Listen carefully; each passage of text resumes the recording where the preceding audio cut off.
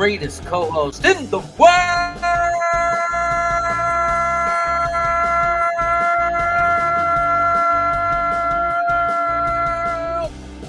Wacky 99. Get ready to rumble!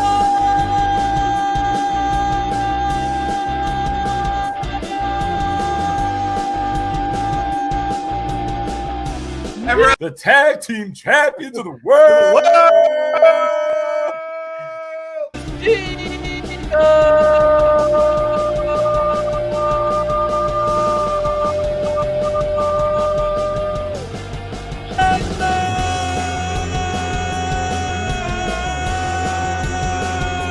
My brotherly cravat. That is the best intro I have ever received. The world.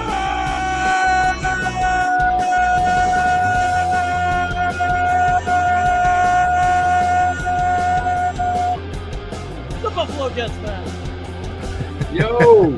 George Fant is a barely above replacement level, pretty good left tackle. How can you say Compare that when that he to was an- top 3 in sack percentage last year for left tackles? And I think when in doubt, until you have better reason, go with the optimistic view. And our defensive line is going to be giving a lot of people some trouble. But yeah, it's got to be. I'm with you. I don't like the Nathan's fries when they're like floppy. It's got to be like done really well. You know, it's very hard to teach 6'3" and 4.3 speed. That's very rare. The talent's there. He's just got to put it together mentally. Right. To get onto you, I'm a cheater.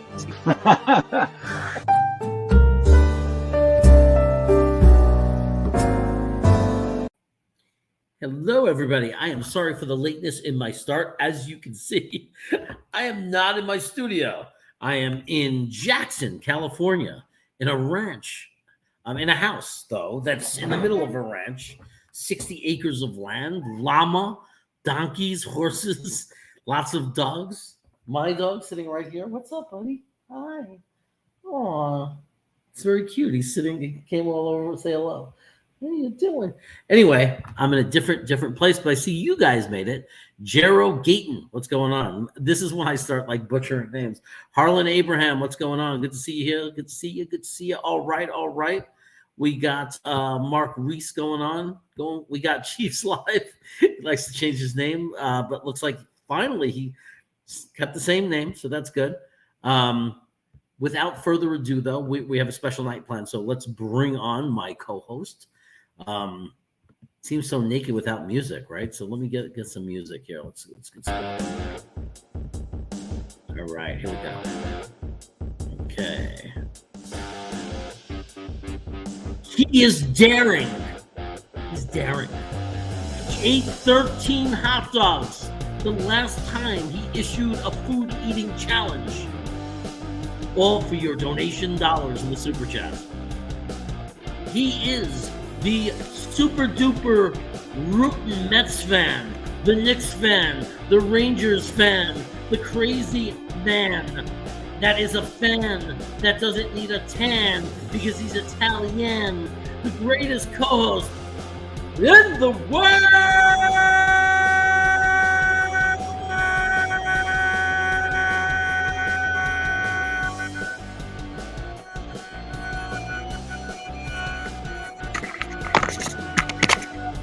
K99. How did I do that? How you doing? Oh my goodness. You know what? There comes a time in every team season, not just the fans, but the players, the coaches alike, particularly a young team that has not been there before, where they wonder, is this as far as we could possibly go? Have we hit the wall? Mentally, physically, are we done? Do we have anything else to give? We want more, but are we capable of giving more? Well, you know what? 24 hours from now, we will have the answer to that question. When at MetLife Stadium, the New York Jets host those swamp things, the Jacksonville Jaguars. And we will learn who the New York Jets are. Do they have more fight in them? Well, hopefully they'll take a cue from you and I tonight, because we're going to show just how much fight we both have in us right now. Isn't that right, Jeremy? That's right, man. Fight. Lots of fight. Fight. And I wanted to just open up with this pizza that I got from Benny's. Okay, first of all, I almost got in trouble. I set a pickup time of 9:20 for a place that closes at 10 o'clock. Except their website's all messed up and they closed at 9. They called me at 8:55 Eastern and said, "Your pizza is about to get thrown out." I'm like, "Excuse me." No, it's not. That's not. So I had to drive right down there because they closed at 9, but the website said I could pick it up at 9:20. I set up the pickup time for that. Wow. I literally cannot fit the pizza box inside my oven. It is that wide. It's one of those things when you take it through the door, you can't like curve it. You have to like stop, turn 90 degrees, and then keep walking. That's the size of pizza that I am about to try to take down tonight. But how much of that I'm going to try to eat is all up to you all. I love it. So if those of you don't know, each slice is about like a 14-inch pizza, right? So for every $100 that we collect, if we collect $100 in super chats, Adam is going to eat one of these slices all by himself. It's a 28-inch pizza. pizza. It's 28 inches. So one slice is like 2 regular slices at your regular large pizza at a large pizza at a regular pizzeria. Yep. Right. So if we get the 200, then you have to eat 2 of these super slices. That's right. Now, last time we did something like this, we broke 300. Can you eat 3 of these super slices?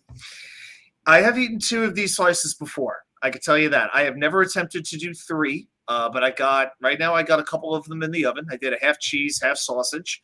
So that's what we have going on right now. But I will tell you this. I have had no solid food in about 15 or 16 hours. So if you want me to just starve over here, then, I'll do that too. And what I'm going to do is while you do that, I've been holding this for a long time because I'm afraid of them. They're ghost almonds. Oh, okay. I'm going to have to get a spoon or something to pour them on. You're not supposed to touch them with your hands. I'm going to eat one of these every time you have to eat pizza. So for $100, I'm going to pop one of these in my mouth and eat it. One almond. Okay. So I'm going to burn my mouth off. I've had this for a while. I'm terrified of them because like all the peppers are filled. It's like the hottest. It's like, I've watched these peanut challenges and these almond challenges online. And they do not look fun. And everybody knows how I get when I have to, eat heat. I want to say hello to a good friend, Professor Johnny Marahiel. What's going on, Professor? It's good to see you. And the Postman, Pure Adrenaline Sports. What's going on, brother? It is definitely time to end this, kids. Oh, wait a second. I'm trying to remember. Were you on live today, John? John? I don't know if he was on live today. I drove up here and I've been, as you could tell, it took me a long time to get set up, so I could barely get this show started on time. But I was like supposed to supposedly maybe be on other shows, but that just didn't work out. But I did get to feed a llama, and I did get to feed a donkey out of my hands. So I did get to do some cool things, but that's why I'm late and I wasn't able to do any streaming earlier. So I apologize. You didn't feed them any ghost almonds, did you? I didn't feed them any of the ghost almonds. I promise. Okay, that's very reassuring. Who is this? This is Chris Martini. My wife would love a martini. Actually, I'm crazy for thinking that Zach outplayed Mike White. Mike couldn't get it done versus the Vikings, throwing 50 times. And just couldn't get in the end zone versus the Bills, even though he came out a lot. I don't know. I'm trying to get out of the comparisons of Zach and Mike White. But it's weird to say that because Zach couldn't get it done against Detroit. Like, right? I mean, the way I don't feel either way. Like, I don't think it was either their faults. Like, I don't think either game was about the quarterback. Like when we lost to the Vikings, I didn't think it was about our quarterback. When we lost the game to Detroit this past week, I didn't think it was because of our quarterback. Could have both of them played better and we could have won the games? Yes, absolutely. But did we lose because of them? I don't believe so. How about you, Adam? I think that's a very fair assessment. We received – Mike White is very you know what you're going to get. The upside is only so high. Okay. He made some very good throws in that game, especially Hurt. I give him all the credit in the world. If Berrios holds on to that catch, I think we're singing a very, very different tune. I don't think there's any doubt about that. Zach is, if I had to describe Zach in one word, it's flammable. The high of Zach is as high as it can be, but the low is as low as it gets. And you just don't know what you're going to get one series to the next. He made some very nice plays in that game against Detroit. There's no doubt about it. But then he gets on these stretches. And these stretches aren't just one throw. They are 2 to 3 series. And as we saw pretty much the second quarter, where he can't hit anything. He can't throw the ball into the ocean if he was standing on the coast of Hawaii. And that is what gets so frustrating, because you see the talent, you see the physical tools. I still think that'll take a few hundred mark. But if it seems to me, no matter what he does, he's always going to have his critics. He's always going to have his supporters. I feel as though a lot of Jets fans have their minds made up on Zach Wilson. A lot do. And it's going to take a lot, one way or another, to really change their minds. It's hard for me to imagine Mike White coming back unless, I don't know. It's hard for me to imagine him coming back if he's not ready for this game. I think if the Jets, I will say this, if the Jets lose this game, I don't see a point in bringing him back. Because to me, if the Jets lose this game, it's over. The odds of them making the playoffs, looking at the math of it, are incredibly, incredibly slim if they lose another game. Yeah, I feel like if we lose this game, I think the coaches should then do, I think we're going to learn about the coaching staff. What are they more interested in? Are they more interested in giving Zach even a couple more games to keep looking at him, to keep developing for next year? Or are they more interested in looking closer at Mike White to see what they have? In other words, if Zach was to put up a horrible game and lose, that the coaches might, which way are the coaches going to go? What does Robert Saleh want more? Is it, he had another bad game, he's got 2 more games to develop a little and show some improvement? Or is he going to say, I need Mike White to play because I need to know, who do I have to go out and get? Or maybe I have the answer right here. In other words, whoever starts if we lose, whoever starts those final 2 games, it's kind of a maybe, and tell me if you agree with this, an idea of what our coaching staff is thinking as far as next year in the future. Yeah, well, and then there'll be the other group that's just begging for Chris Streveler to be the starting quarterback to see what we have in him. Wasn't there a situation, I don't remember if this was with the Jets, maybe you could jog my memory.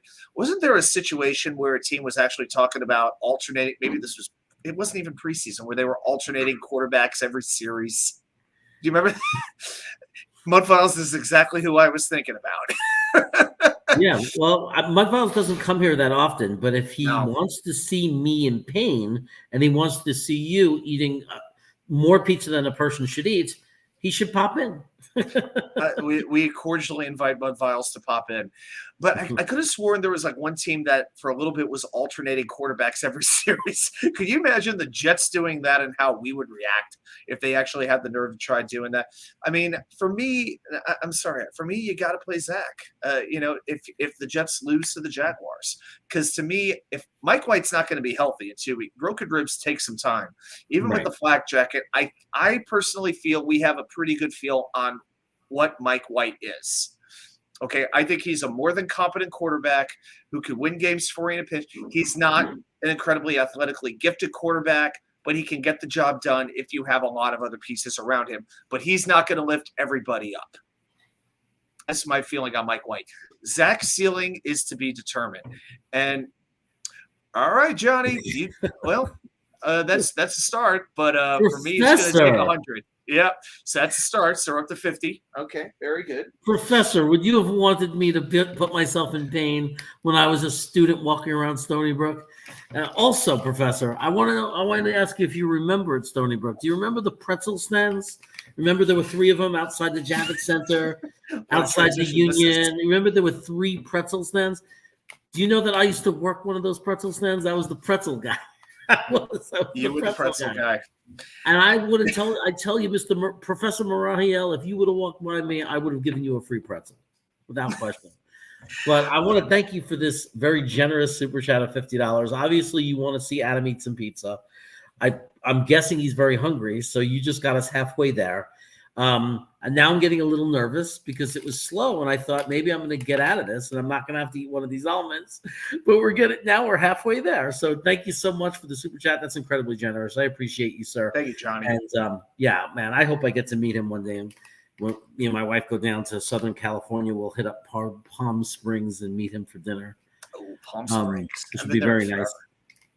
Hey, I'm going to ask my wife for something right now. Hey, honey, can you get me a spoon and a paper towel? Because I'm not allowed to touch these with my hands. And rubber gloves. A spoon to lift it up and put it in my mouth, and a paper towel. Oh, by the way, I will be going. I don't know if I told you. I will be going to Nashville Friday morning. I'm going to be spending 4 days in the beautiful city of Nashville, Tennessee. Have not been there in 30 years, so this will also help fund my drinking money. Nice.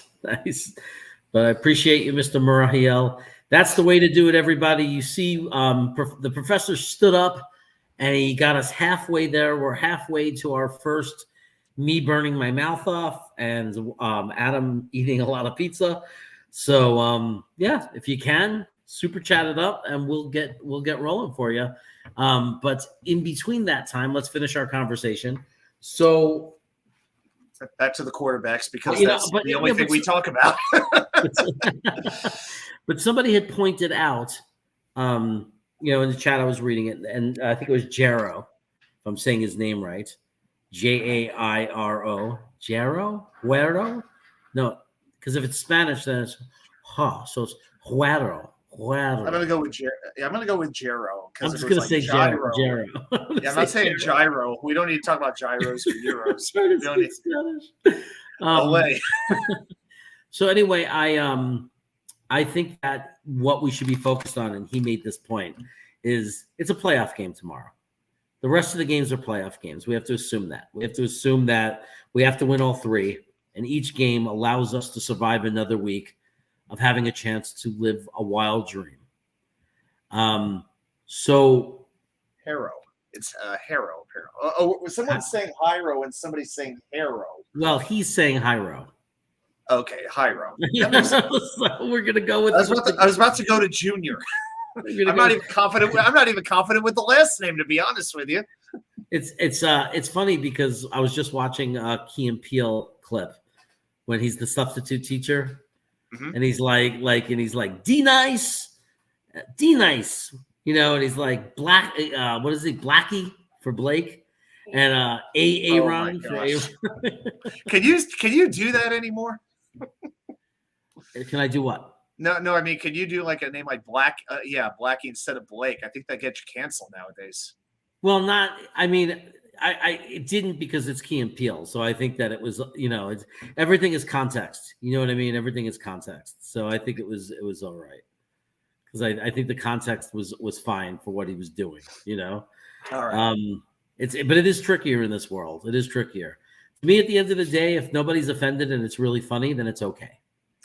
Somebody's always going to be offended by a joke. You could always find someone. But I mean, if we can't laugh, I mean, what else can we do? Should we ban comedy? I mean, it's if we couldn't laugh at our own misery as Jets fans, how would we have gotten through all these decades? That's my question. I mean, my gosh, the Jets are more offensive than just about any joke I've ever heard. Oh, maybe he didn't say black. He said be lackey. That was how he said it. He said be lackey. Be lackey. And maybe that was why. Maybe they were being very careful. But he would say be lackey. Okay. Like be lackey.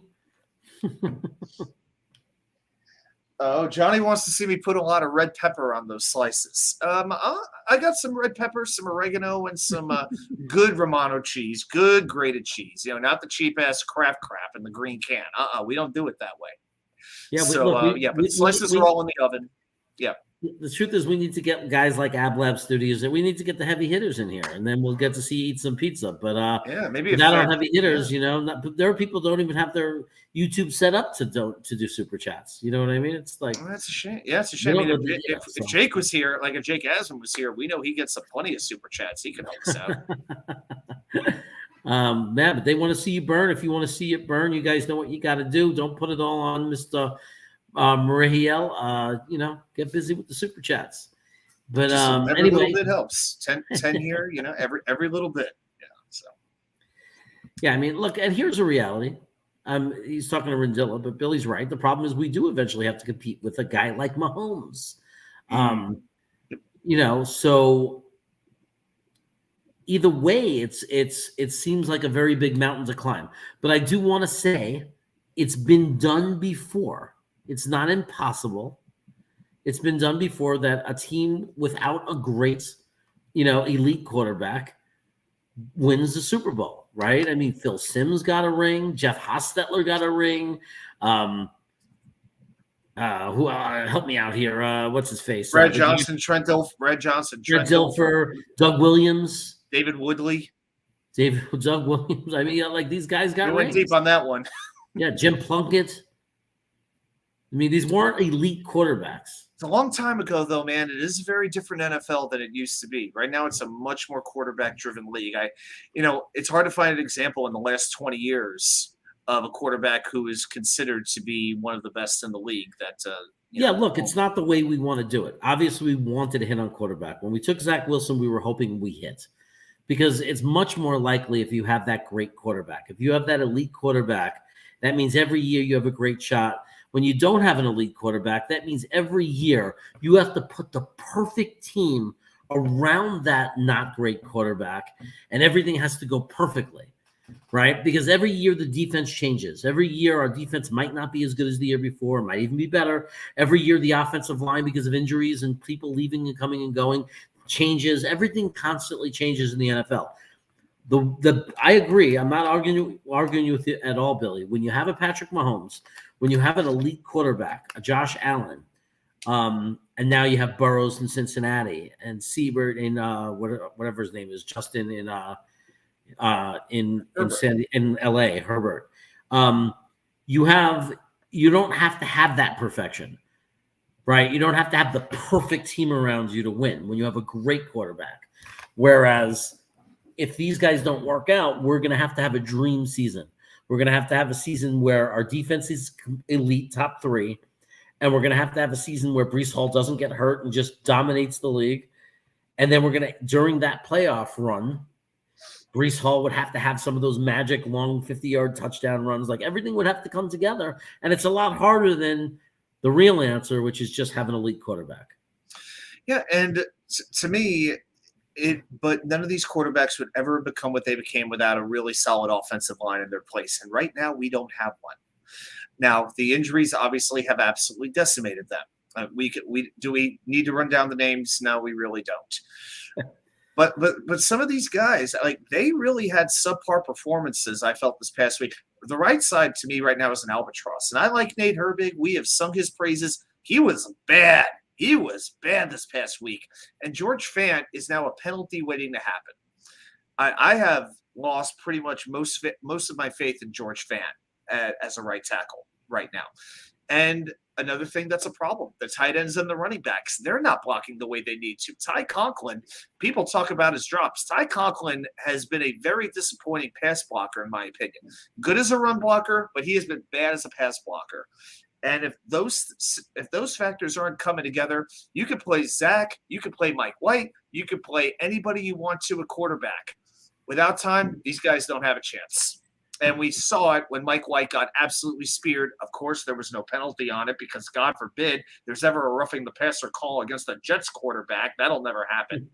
It just drives me crazy that goes down the way it does. So, to me, as this offensive, I've been saying it, I feel like, since the beginning of the year, as the offensive line goes, the rest of this team will go. Because I trust the defense to at least be competent, to be good.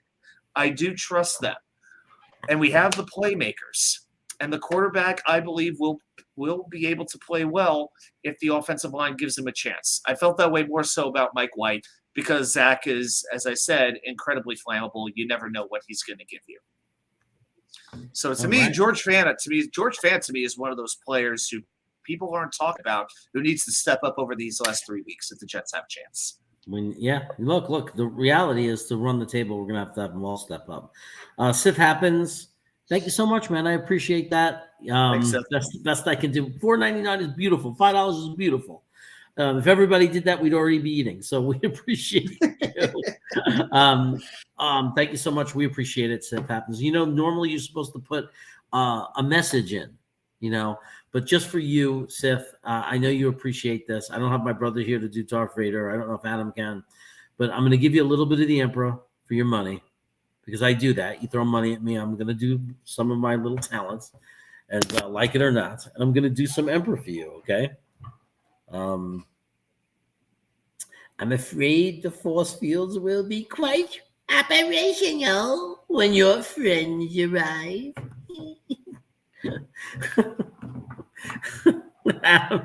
Your face is priceless right now. It sounds like the Wicked Witch of the West. Just, I don't know, went through some kind of sex change operation. We are quite safe from your friends here, young Skywalker.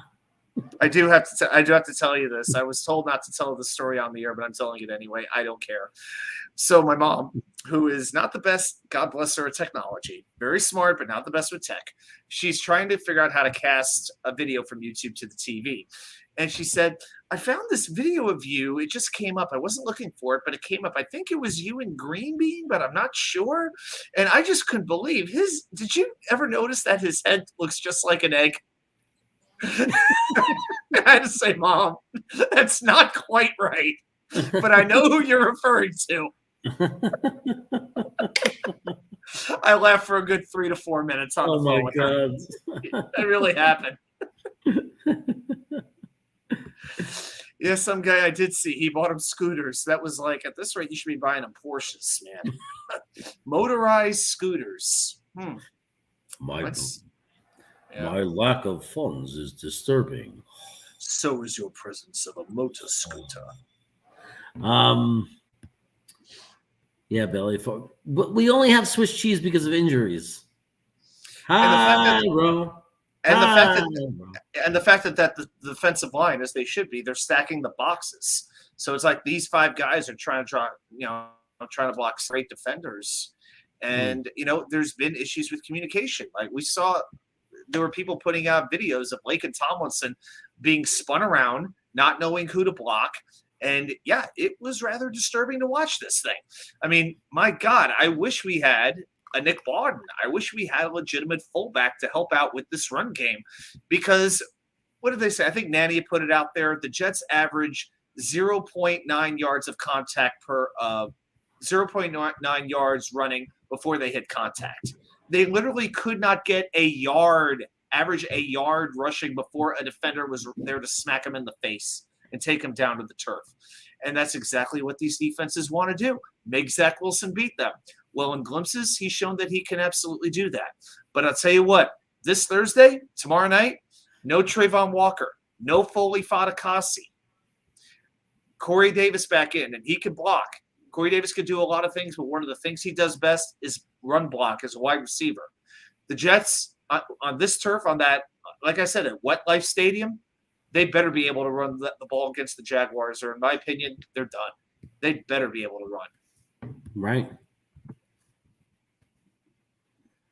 So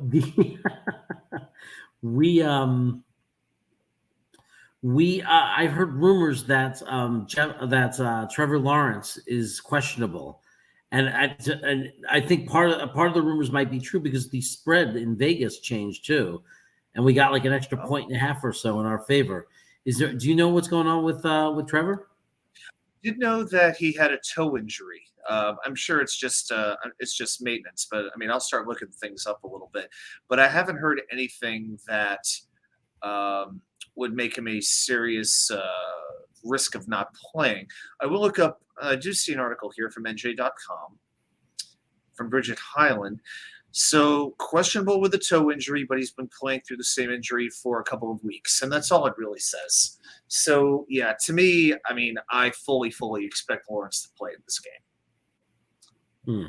The Jets still need a new offensive coordinator. They need fewer injuries. I agree. LaFleur to me has been kind of up and down with his play calling. There are some decisions that they've made that I have not understood.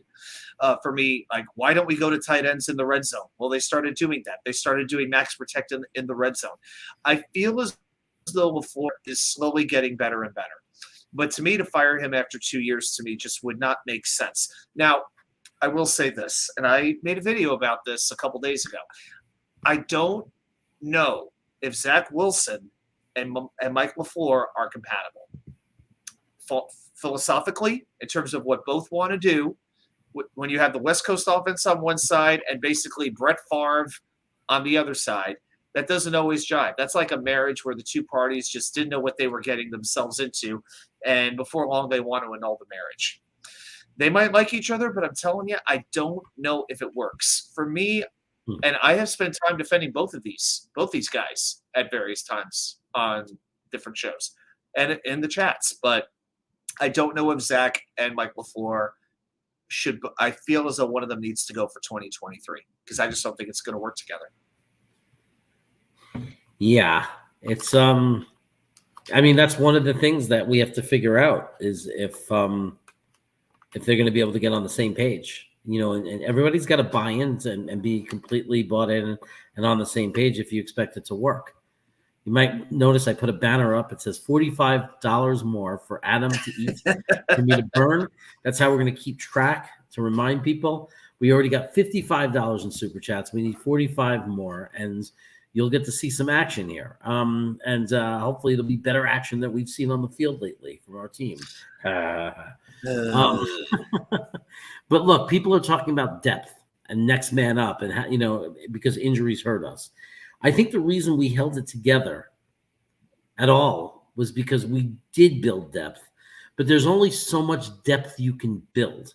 I mean, we literally started 6 different people since the beginning of training camp as tackles, as starting tackles. If you count Becton, 6 different people.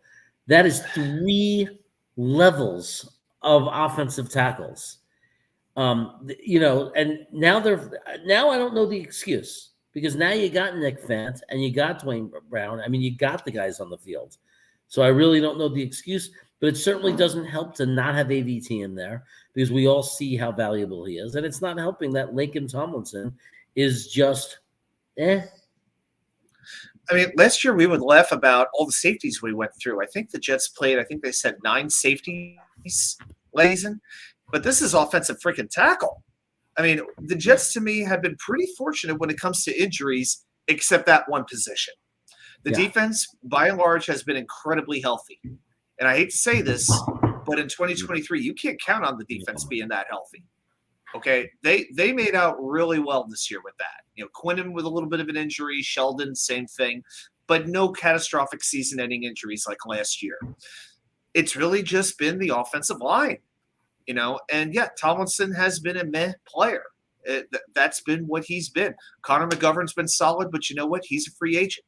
It's going to be interesting to see if the Jets decide to go with, somebody out of the draft, if they go free agency, or if they try to bring him back, or what the heck, move AVT to center. If he could play every other position, I'm sure he could play center. I don't know. We're not going to move him to center, but the point is he probably could if he had to. But it's really fascinating to figure out where they're going to go in the future and who they're going to count on. And all I could say is this is why, for the people who want to cut Becton, this is why you don't do it right now. When he's cost efficient, when you have a very old Dwayne Brown, a Max Mitchell who's still kind of figuring it out, do the Jets bring back like a Nate Herbig? Because he's a free agent too. And do you slide AVT back into right guard? But for me right now, for instance, I know you can't count on Becton. You need to have a contingency plan for him. But even going forward, we've seen what this offensive line can be like without him. To me, that's a piece that you still have to have some hope for going forward, but not a piece to have hope. And there's no reason not to have hope because it wasn't. His injury is not a career-ending injury. Nope. It's a season-ending injury. He's going to be healthy again.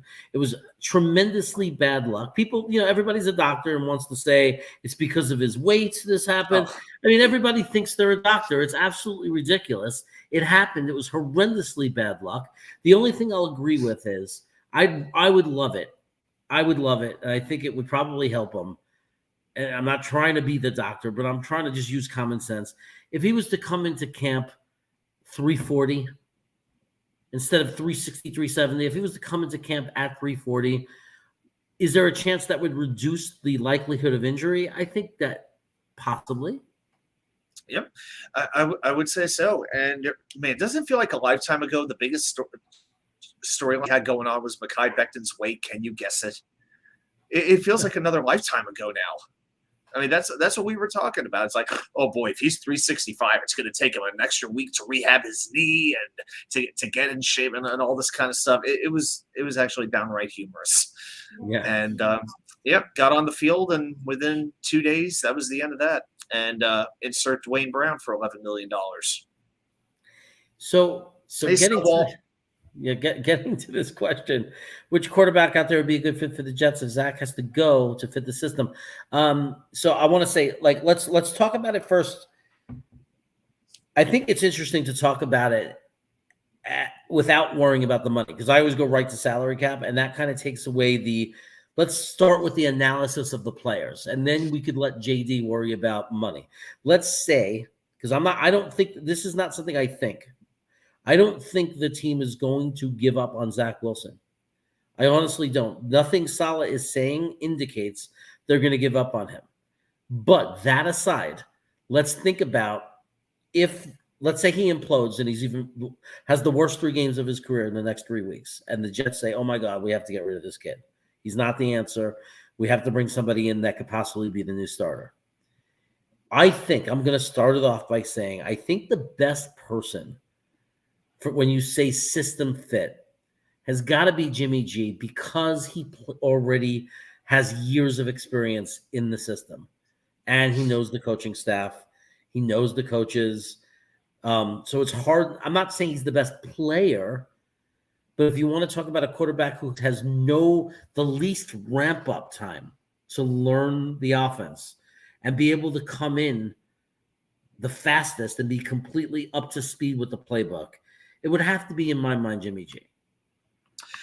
And I make absolutely no argument whatsoever. To me, Jimmy G is the first name that came to my mind when I saw this question, for all the reasons that you mentioned.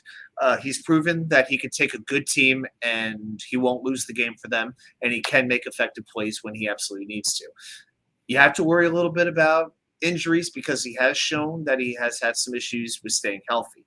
That is absolutely a concern, because what is the best ability that a player can have? It's reliability or availability, take your pick. Outside of that, for me, I don't have any interest in trading a quarterback this year. The Jets right now have only 6 draft picks. I don't want to use one on a quarterback. I'm sick of trying to develop these quarterbacks. At this point, if Mike White were to go, I believe Zach Wilson will be on this team next year. I can't imagine that a team would, 1, want to trade for him, and 2, give up what Joe Douglas would probably ask for. I mean, I had one guy in my group who said, I get rid of him for a 4th-round pick. I almost fell off my chair. A 4th-round pick for Zach Wilson to me would be embarrassing. Plus, you're not taking into account the Joe Douglas tax, where you have to increase the draft pick you're trading by another round to 2 rounds. Okay, so we always have to factor that in when JD's making a trade. So for me, if Mike White goes, if somebody else is going to, if he feels, you know what, I'm not sure that I'm really the player they want here, I want to go somewhere else where I know I'm going to be the starter, wherever that might be, maybe Indy, maybe Carolina, who knows. To me, then you bring in a quarterback who's got a high floor. You need somebody who you at least know what you're going to get, maybe just for a little bit less money. And for me, one guy I'd really think about, I'm not saying he's the best quarterback, but I think he could fit, and I think he could be good for this team. I like Taylor Heineke. I think he would fit well on this team. We've seen what he's done with Washington, how he's helped to keep them competitive. With a team that has good coaching, a very good defense, and a pretty good run game. And the Jets, in my mind, have a better run game than Washington, especially once Breece Hall comes back. But Heineke can deliver the ball when he needs to, and his teammates really, really seem to rally around him. So if Washington was to let him go, I would do it. Wouldn't you think that Heineke, if they brought in Heineke, would be more of it's an open competition? Like, let's say they don't, right? If Zach's still on the roster, let's say they re-sign Mike White for $6 million, whatever it's going to be. If he doesn't play, that's all it'll take. Trust me. No one's coming out and paying any, that. This is going to hurt his ability to win more money. I mean, I think, in my opinion, I mean, it's 3 games. Yeah, I don't know if you're going to find a team, an NFL team out there. I mean, I'm trying to think of the right fit. Like, who out there because a lot of the bad teams are picking in the draft their future quarterback.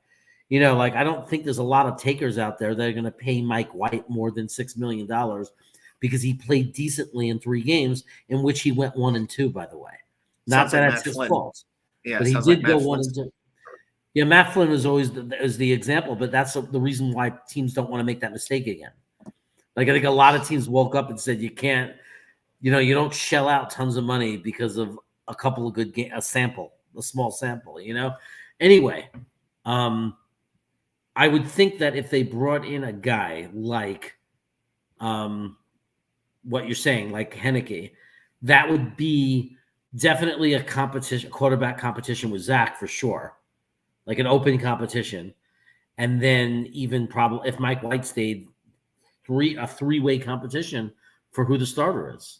I don't think it'd be a 3-way. I think it would be if they keep Mike White, I think it would be the intention of him starting. I can't imagine Mike White agreeing to stay with the Jets if he didn't have a very strong feeling that he could be the starting quarterback. I can't imagine that happening. Flacco's going to be gone, as we know, and maybe you bring in like some random schlub, from the University of like Slippery Rock or something like that. Who knows where? But to me, it's got to be White and one other quarterback. But I don't think you could keep Zach Wilson here if you have another quarterback who is definitively better. To me, if you bring in Jimmy G, Zach's got to go. I think that's too. I think that's too volatile. You don't think there's any? You don't think there's any chance they're thinking is if they brought in Jimmy G, they wouldn't re-sign Mike White and say we're going to have Zach sit behind Jimmy and learn? I don't think Zach would sit. I don't think Zach's going to be behind Jimmy. I don't think it would happen. I'm trying to think. I'm trying to think if Garoppolo came here, who's more likely to be there with him, Mike White or Zach Wilson? For one thing, White's going to want a contract. If that wasn't the situation, then I could see, all right, Garoppolo 1, White 2, cool, and we try to trade Zach. I could see that. But the fact is, I can't imagine White staying here if he didn't feel like he had a chance to start. And if Garoppolo comes, that's out the window in my mind. Because they're not going to pay Garoppolo $15 million or whatever it's going to be, maybe $20 million to sit on the bench. Garoppolo comes here, he starts. Okay. No, I agree that if they sign Jimmy G, he's going to start because they're going to have to pay him upwards of $20 million. Yep, very possibly $20 million. That's very possible. Yeah, very possible. Now the only way it wouldn't happen is it's unlikely is they would have to wait until like June because if no one's willing to pay Jimmy. Because remember, we have a draft where there's like 5 quarterbacks coming out that all could be potentially first round picks. You got 5 legitimate guys at least, if not more. I might be understating it. You got a lot of guys coming out that people are very high on at quarterback, right? So right away, the teams that need a quarterback, there's going to be 5 out there that are cheap, that you try to build a team around. The traditional way of getting a quarterback, and some of these teams are going to fall in love with some of these guys coming out. So right off the bat, you how many teams need a quarterback where Jimmy G is the guy that they need? Because a lot of people that say they need a quarterback might already have a guy that is like Jimmy G and like San Francisco, right? Like they're a team that, they want a new quarterback, but it's like they want better than Jimmy G because, he's not a fit for them. So, but I think that his agent and I think his agent and Jimmy G will hold out, though. I don't think they're just going to settle and take a lot less money because nobody's signing them. I think they're going to push it all the way to June to try to get a team like the Jets to finally cave in and do it. Yeah, if we look at the current draft order, we look at what teams might want quarterbacks. We could actually go through this. I mean, Houston would be one. They need a quarterback, obviously. Number 2 is the Bears. They're not going to get one. Then you have number 3 right now. You have Seattle because they have Denver's pick. Would they actually not draft a quarterback? I mean, how long are they? Would they be committed to Geno Smith? I don't know, but wouldn't you trade down though? Because they don't need not a bad idea. I mean, because they don't need a quarterback that plays to that game 1. So because of that, maybe you trade down if there's a quarterback like you that. like that you would take later in the draft. That's good thinking. Number 4, Jared Goff. I don't think he's got. I don't think the Lions are doing that. Number 4 is Detroit. Number 5 is Arizona. You wonder if Kyler Murray. Well, Kyler Murray's under contract anyway. He signed that ridiculous contract. I'll just do the top 10. 6, you have Indianapolis. They could use somebody. But what's the Wentz? Do we know the Wentz quarter contract situation? No. I know they'd want to get out of it.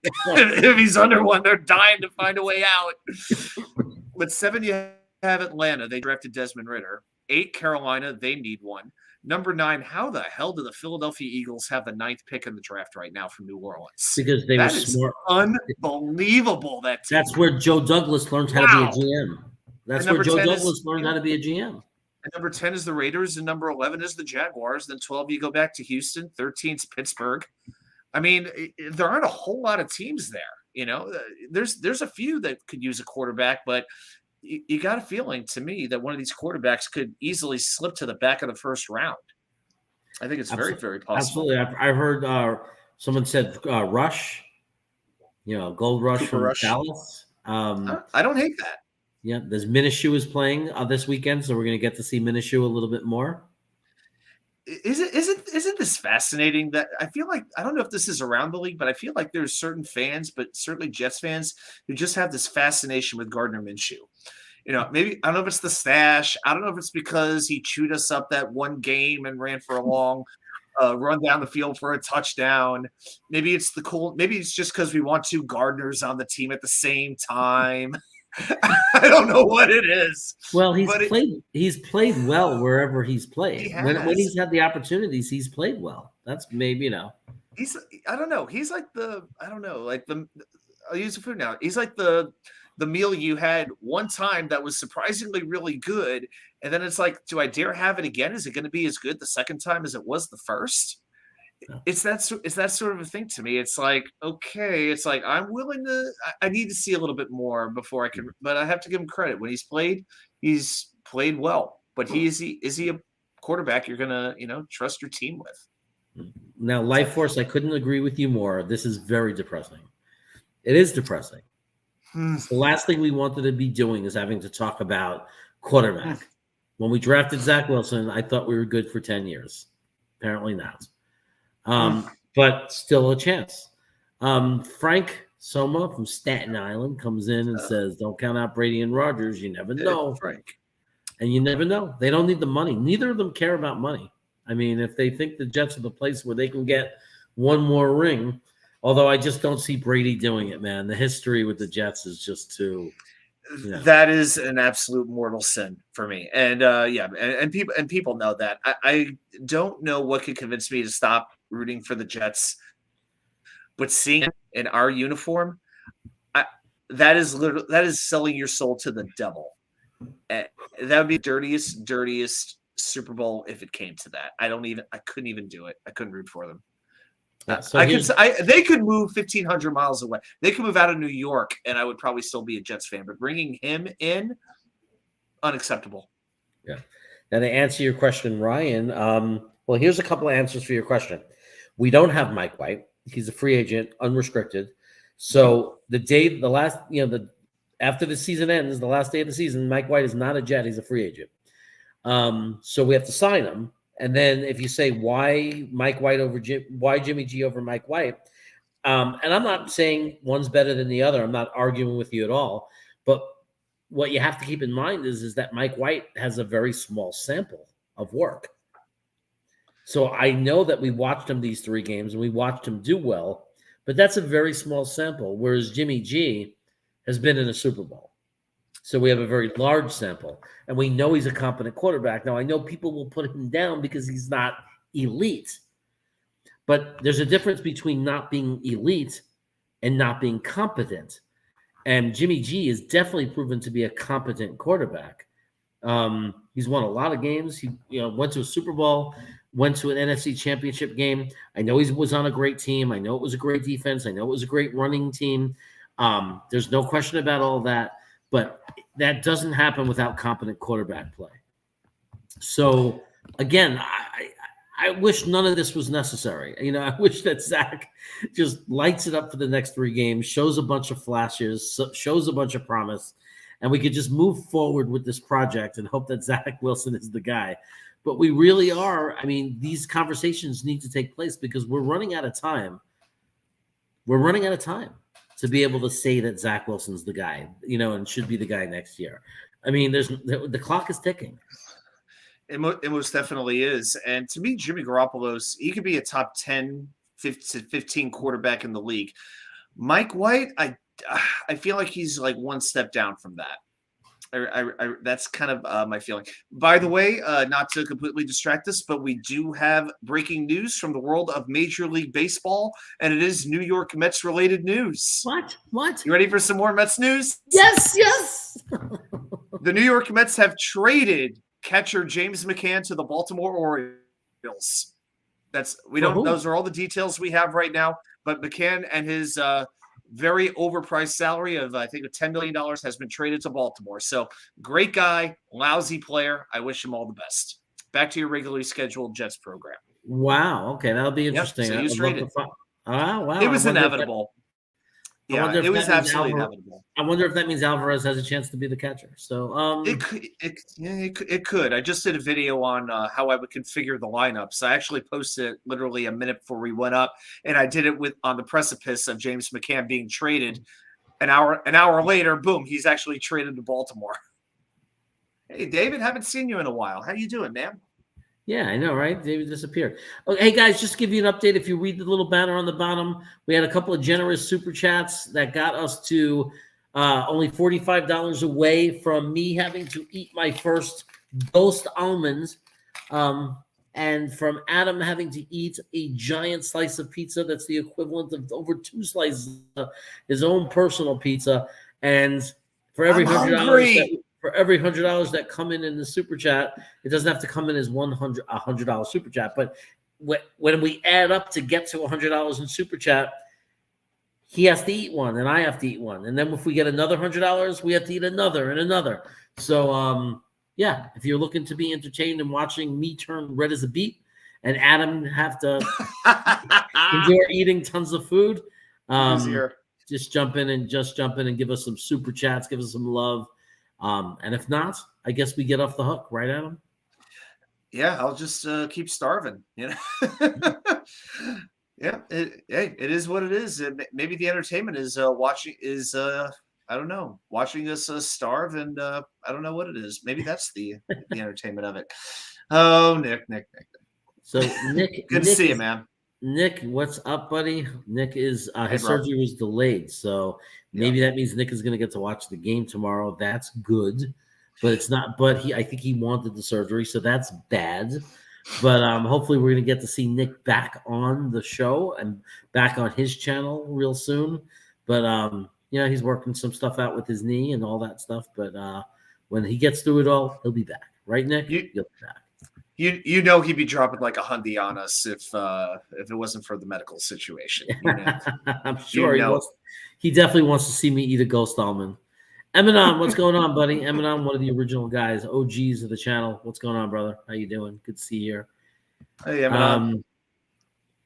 So I mean, it's kind of crazy that we're having this conversation. It's interesting. We don't have the Zach lovers in here because normally. Maybe because I blocked them all by now. Now, remember, this conversation that we're having, none of this is us hating on Zach Wilson. We're having a conversation about potential quarterbacks because the reality is, without judging or whether we're, it has nothing to do with fandomness of Zach Wilson. It has everything to do with the reality is we might be in a situation this offseason if Zach doesn't show a miraculous turnaround in these last 3 games. If we don't see any growth, I think that we all agreed that we have to have a solution. Like, it doesn't mean that Zach won't play game 1, but if he continues, let's say he comes out season 3 and he's just not doing it and then not getting the job done. If Zach comes out season 3, the first few games, he's not getting the job done. I mean, how far can you go with it? How far can we take it until, so that's why I think that even if the intention is to start Zach game 1, there's still going to be some kind of contingency plan to have a quarterback come in this offseason that the coaching staff believes can lead this team in case Zach Wilson doesn't work out. It's almost like we're looking at Wilson the same way we're looking at Mekhi Becton. I feel like under different circumstances, we were having the exact same approach. You hope for the best. You try to train them, build them up, get them right, but you can not count on them as cornerstones. They should have their opportunity to get there, but you need a legit contingency plan. Now, I feel like we have more of that at offensive line. Yeah, that'd be like one nibble. but you have a good amount of offensive tackles that are available between Brown, AVT, Mitchell. I don't expect George Fant back. But a quarterback, yeah, it's who knows where we're going to go. I'll tell you what, JD has a lot of options, but like we say, in JD I trust. And I do trust that Joe Douglas, along with Rex Hogan, Chad Alexander, Robert Saleh, and everybody else, will be able to figure out what the best move is going forward. I love it. I love it. So proud New York Jets fan is paying $2 that he really can't afford to just to get his little joke and little ribbing in. And that's one less Busch Light he'll be drinking this weekend. Well, that brings it to 43. That brings it to $43 more. I can't believe people don't want to force me to eat at least one of these almonds. I mean, it's a ghost. I'm ready to pay the 43 just to watch you do it. I know. I feel the same way about making you eat pizza. Man, where's the fun in that? You know what? It wouldn't be hard to get Warner to come in and coach him. I mean, it probably wouldn't take that much money. Warner seemed like he was interested in the job. Mr. Green Jeans comes in. He goes, "This just in, Chaos makes the YouTube Pro Bowl." Well, I'll take that as a tremendous compliment. Thank you. Good for you. I'm still working my way in. The fan vote really went against me, but the players and coaches gave me a little up. But the fans just screwed me over. It says this just in Chaos makes you a YouTube Pro Bowl. Wow, that's pretty funny.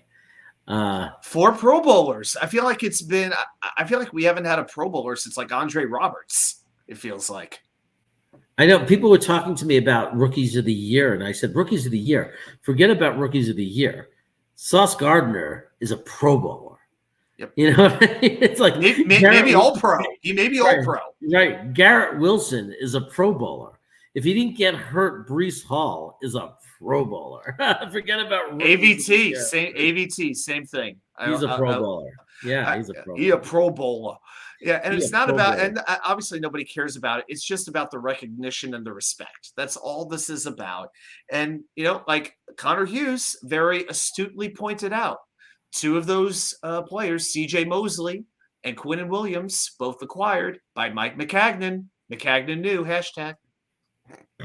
Yeah. So we will thank Mike McCagnon for being a little bit better than John Idzik.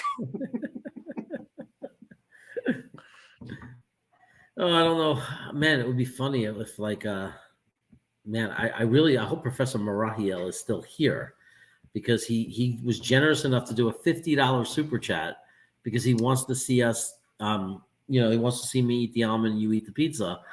Yep. So I hope he's still here, and I hope it happens for him. So we'll see. I personally, if it doesn't happen, at least I don't have to burn my mouth off and eat a ghost pepper almond. F that sauce is all pro. Eminon with a little bit of a donation here. We're gonna Eminon coming in. Eminon. I love how these are all $1.99 instead of $2. It makes it harder for us to do the math. I counted the same, but like it's funny because they make it very difficult when you do a super chat. Sometimes it just decides that that's what it wants it to be. It won't let you get to the even thing. That's just more money. Yeah, that's just more money YouTube's got to take, I guess. Yeah, exactly. So, but hey, it still brings us down. Thank you so much, because that brings us down to $41. All right. Everybody, if everybody did it, it would get us there. If everybody did their part.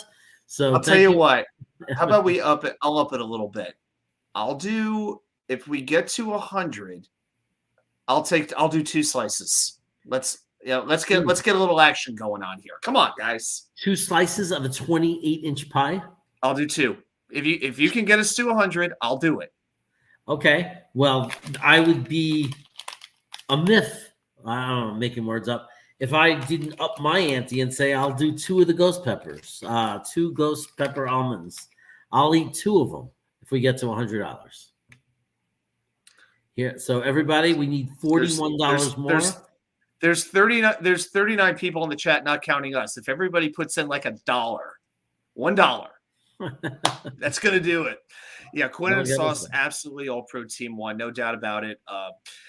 I gotta say, I was just really happy to see Justin Hardy make the Pro Bowl. I was happy for that because he has been a very divisive Jet, kind of like Connor McGovern has been. But he's had a very good year, in my opinion. He's really cut down on the penalties. He's, I believe, 2nd or 3rd in the league in special teams tackles. And the fact that he got the recognition, I was really, really happy for Justin Hardy. So I wanted to give him some love. So David Gerard is saying, Jeremy, what can I do for you and Adam to eat one? Donate half of my chat to charity and eat a pepper. So donate half. Okay, so I don't know. I'm trying to follow. Well, 41 will get us to eat, but I would say he wants to donate 20 of that to just any charity of our choosing. I mean, we could certainly do that. Yeah, I mean, the reality is that YouTube takes 1/3 of it. So, but understanding that. Yeah. But like, if we take the amount that we net and say 50% to a charity, I mean, fine, I guess I'll do that. So I guess it could be for whatever amount that you want, David. Whatever amount you want, we will do that. Oh, and by the way, the James McCann trade is McCann and cash considerations for a player to be named later, the infamous player to be named later. Hey, I'm just glad they didn't have to package a prospect with McCann just to dump the salary. So I'll call it a win. Okay. Any charity? Well, my charity would be I would probably go. I have a thing since I work a lot with military members, with veterans in education. I would probably do maybe the Wounded Warriors project, or I would do the Journey Home, the Charlie Daniels Journey Home Foundation, which helps veterans reacclimate to civilian life, helping them with education and housing, different things like that. That's one of my favorite charities to donate to. Yeah, I would do something. I mean, my school represents a charity of like a push for students, who are behind to learn how to read, and it's done through this whole program that we have. So I'd give money to my own organization, Aspires Charity, to push for students, EL Achieve students, that means students with English second language, and also students that come from unrepresented or more challenge represented neighborhoods and areas that struggle with reading. We have a fund for that. So that's what I would go with. It's pretty much what we raise money for at my school all the time. So fantastic. Yeah. What are we drinking there? This is a Mango Cart Golden Road beer. Oh, yeah. It was actually, since Anheuser-Busch bought them, they made it a lot sweeter. They put a lot more mango in it. It used to be more of a nice mango finish. Now it's mango sweets because it's a big corporation. I went to this Cuban restaurant. Oh, by the way, David, thank you very much. We just saw the super chat. Thank you very much. Okay. Thank you for doing that. We'll definitely donate. Yeah. I went to a Cuban restaurant, this little Cuban shack in Virginia Beach. It's actually in those industrial parks right next to the Sheetrock Place and the table store or whatever. And I was able to they gave me a free drink because I was there for an event, and I drank mango nectar. It was so intense. I mean, mango juice is one thing, but mango nectar, straight mango, ooh, yeah, that gave my teeth the buzz. It was that stuff is intense. I don't know if the mango cart has become that because of the sweetness, but yeah, mango nectar. You have a chance to drink that. That's intense stuff. Wow. Okay, I'll check that out. But I'm going to quickly edit this. With that $20, we now only need Thank you so much, 21. David. That was awesome of you. So now we are down to only needing 21. And Micro Fox just donated another $2. So now we're down to, we have 81. Thank you very much. We have 19 to go. And I promised 2 slices now at 100. So let's get it. Yeah. This ain't going to be I'm getting nervous because yours, you know what you're in for. With you, it's food. You're eating something. I honestly don't know. You've never had them. I have never eaten these, man. I have no idea what it's going to be like. I have no idea what it's going to be like. So those of you who don't know, I'm sitting here with ghost pepper almonds. And we agreed to eat 2, right? We agreed to eat 2. We need 2. I'm going to turn the camera real quick. So I'm going to move the camera and try to give you a shot of the size of this box. This pizza box. So we are, wow, man. It's hard. I know what a 28-inch pie looks like because I've had them a couple of times when I was in North Carolina. And people, it is not, they're not small. They're not small. These are giant pizzas. And the slices are tremendous. Guys, for those of you who just tuned in, this pizza box does not fit in an oven. It is that wide. That's how serious this is. We are getting closer. We are now down to $17 left to go to get to I guess us eating 2. We doubled it up. We probably should have said 2 from the beginning and then said every other 100 after that is 1, because we didn't want a situation where we said 1 for every 50 and then you'd have to eat 10 of those slices and you would die. So but at least at least I wouldn't see the end of the Jet season, but 17 more. Baby. Okay. 17 more. So my parents live in North Carolina. Adam's mom lives in North Carolina in Raleigh, Durham. And there is a pizza place that me and my brothers love called Mamma Mia in Apex. And they do a 28-inch pie. And we've done it. We've brought it back to the house and we've all chowed down on pizza. So. Fantastic, man. So did it take 3 of you and you were able to finish off a 28-incher? By the way, thank you so much, Mike Fox. We appreciate the super chat. I'm sorry, say that again. No, so you and your 2 brothers had a 28-inch pizza. Were you able to take down the whole thing? No, well, it was the whole family. I mean, it was. And it wasn't the only thing we did. We got like a 28-inch pizza. Some of us got sandwiches. Heroes. Like it was just part of like the big family meal. It was like, oh, let's do a 28-inch pie. And, we let them cut it up the ridiculous way where it was like, you're at a cocktail hour, Right. So you just take small pieces, I did. That's why I asked you to do it the right way. I want to go there and ask them to cut it the traditional way. I want I just want one of those. I want a giant slice that I fold in half and I eat. Oh, you better believe it. When I put in it said order notes, I said 8 slices, please. I wasn't giving them any chance to cut that thing into 16 pieces because, I've seen them do it. So. Oh, Durham County, cool. Durham. Did you ever go to the backyard barbecue, Sif? Backyard barbecue. I'll give you another place. Bull City Burger, right by where the Durham Bulls play baseball. Some of the best burgers I've ever had. Really? You didn't tell me that. Next time we'll go. Bull City Burger. Fantastic. Yeah, Bull City Burger. And brewer, they make their own beer too. It's wonderful. Nice. Yeah. How come I don't know about that? I should be going there next time. We only have one. Hey. Well, a lot of the places in the Triangle do they're not breweries to like sell beer around the country, but they make their own beer for their restaurant. Like I noticed that's a big thing in Raleigh. There's a lot of places that do that. That is true. Yep, that's definitely true. So I think maybe folks want to hear us talk a little bit Jets Jaguars and what we're thinking about. Yeah, we definitely need to shift to the Jets and the Jaguars again. So Trevor Lawrence, he'll probably play. But he's not 100%, right? How much do you expect his game to be impacted by this? How serious is this? I don't. We don't know what the toe injury is. We only know he's had it a couple of weeks. But, maybe that's turf toe. Maybe it's a sprained toe. I don't know how many different toe injuries you could possibly have. But it's not like we're facing Justin Fields here, who's going to win the game with his legs. Right. So to me, that's not the biggest thing for me. But I will say this. I was really worried going into last week, the Jets going up against that Detroit offensive line, and my fears turned out to be valid. It was the first game all year where they couldn't even record one sack.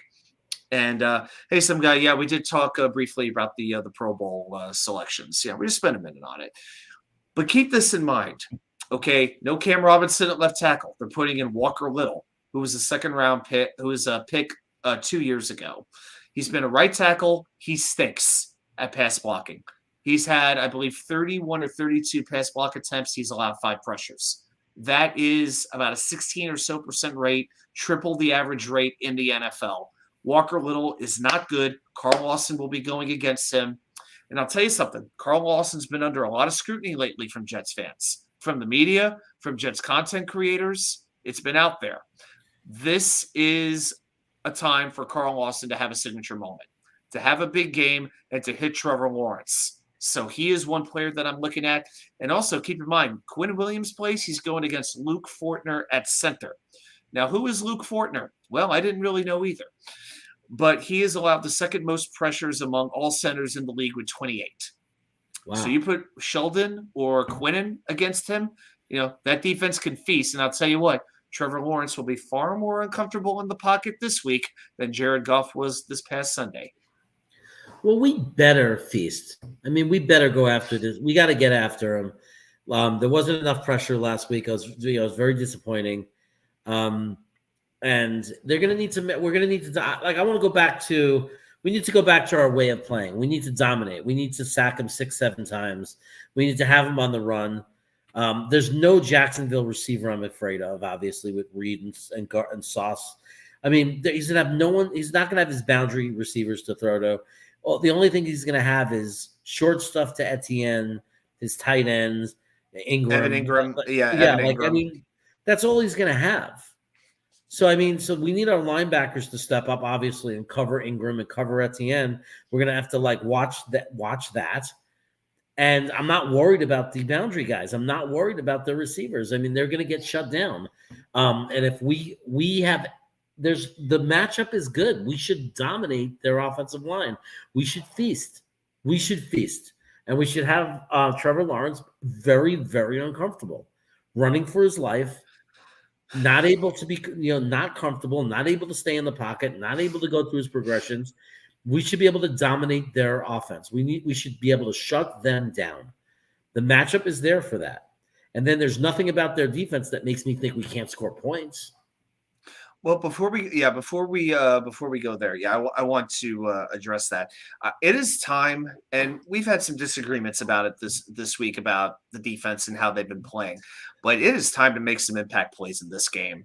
Yeah. 1 turnover in 5 games is unacceptable. The Jets, pardon me, the Jets defense is dealing with the worst opposing starting field position in football.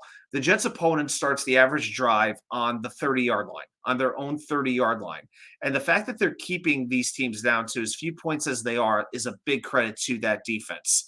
But at some point, especially in this spot, when you have, terrible weather coming in, an offensive line that's banged up, and a quarterback who, while he's protected the football pretty well, in the last game that they played in the rain was week 4 against Philly, he had 5 turnovers.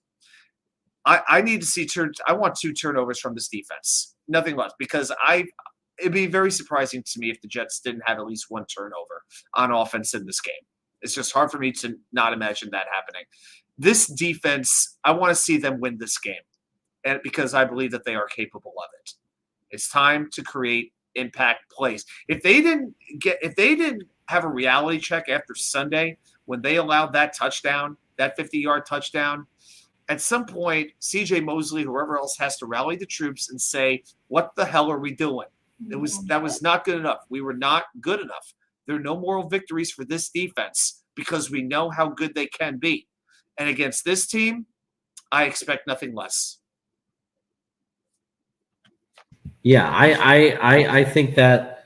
I mean, part of me wants to say I feel like one of the things that stops us from getting turnovers a little bit might be they don't throw at our boundary guys. They don't throw at Reed. They don't throw at Sauce Gardner, which makes the passes that they do throw a little bit less risky for them because they're throwing to their tight end, to their running back, to their slot.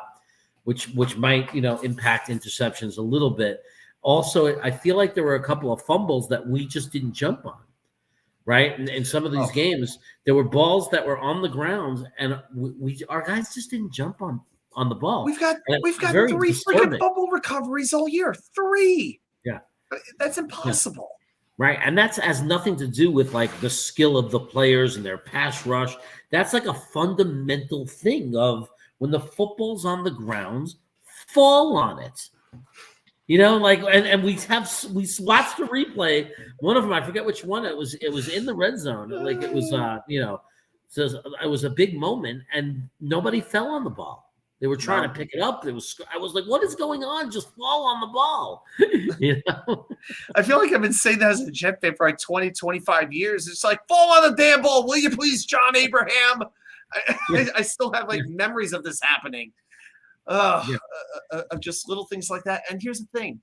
I know they said they were like coaching it. It's like, how can you really coach that? Because you can't predict the play. You can't predict how the ball's going to bounce. I mean, what is it other than attitude, approach, and hey, what is it that Robert Saleh talks about? The extreme violence. How about we have some extreme violence when we see a loose ball on the ground? Yeah. Because I'm not seeing it.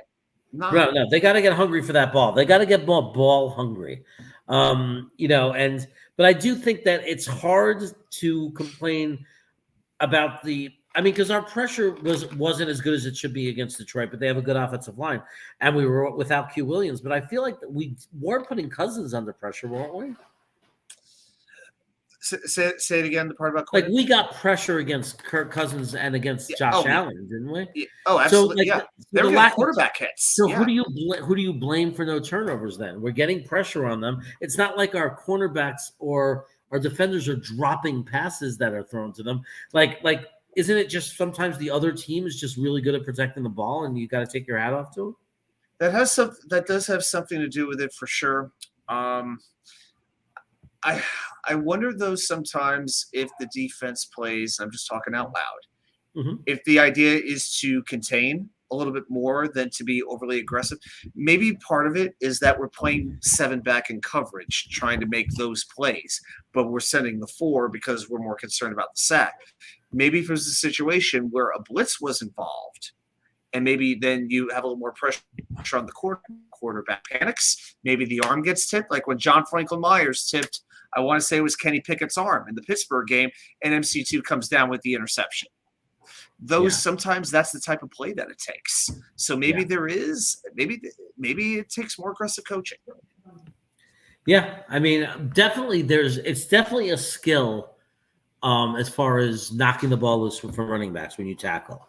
I mean, I had somebody who played a lot of football was showing me. He was like actually literally showing me how he's coached, the way you're supposed to hold the ball as a running back, and how you're supposed to come down as you tackle. And one of the things he said was, you don't go for the ball on the first – when you're going to tackle someone, you don't go for the ball and try to hit the ball loose. Right. And we all see what goes wrong when you do that, when you're trying to go for the ball or you're trying to do anything other than the fundamental skill of tackling. That does not go well. But it's really the next guy in's job. Like the first guy holds him and gets a hold of the guy, wraps him up so he's not going to go anywhere. And then the next guy comes in with like a tomahawk and knocks the ball loose. And there's a technique to it.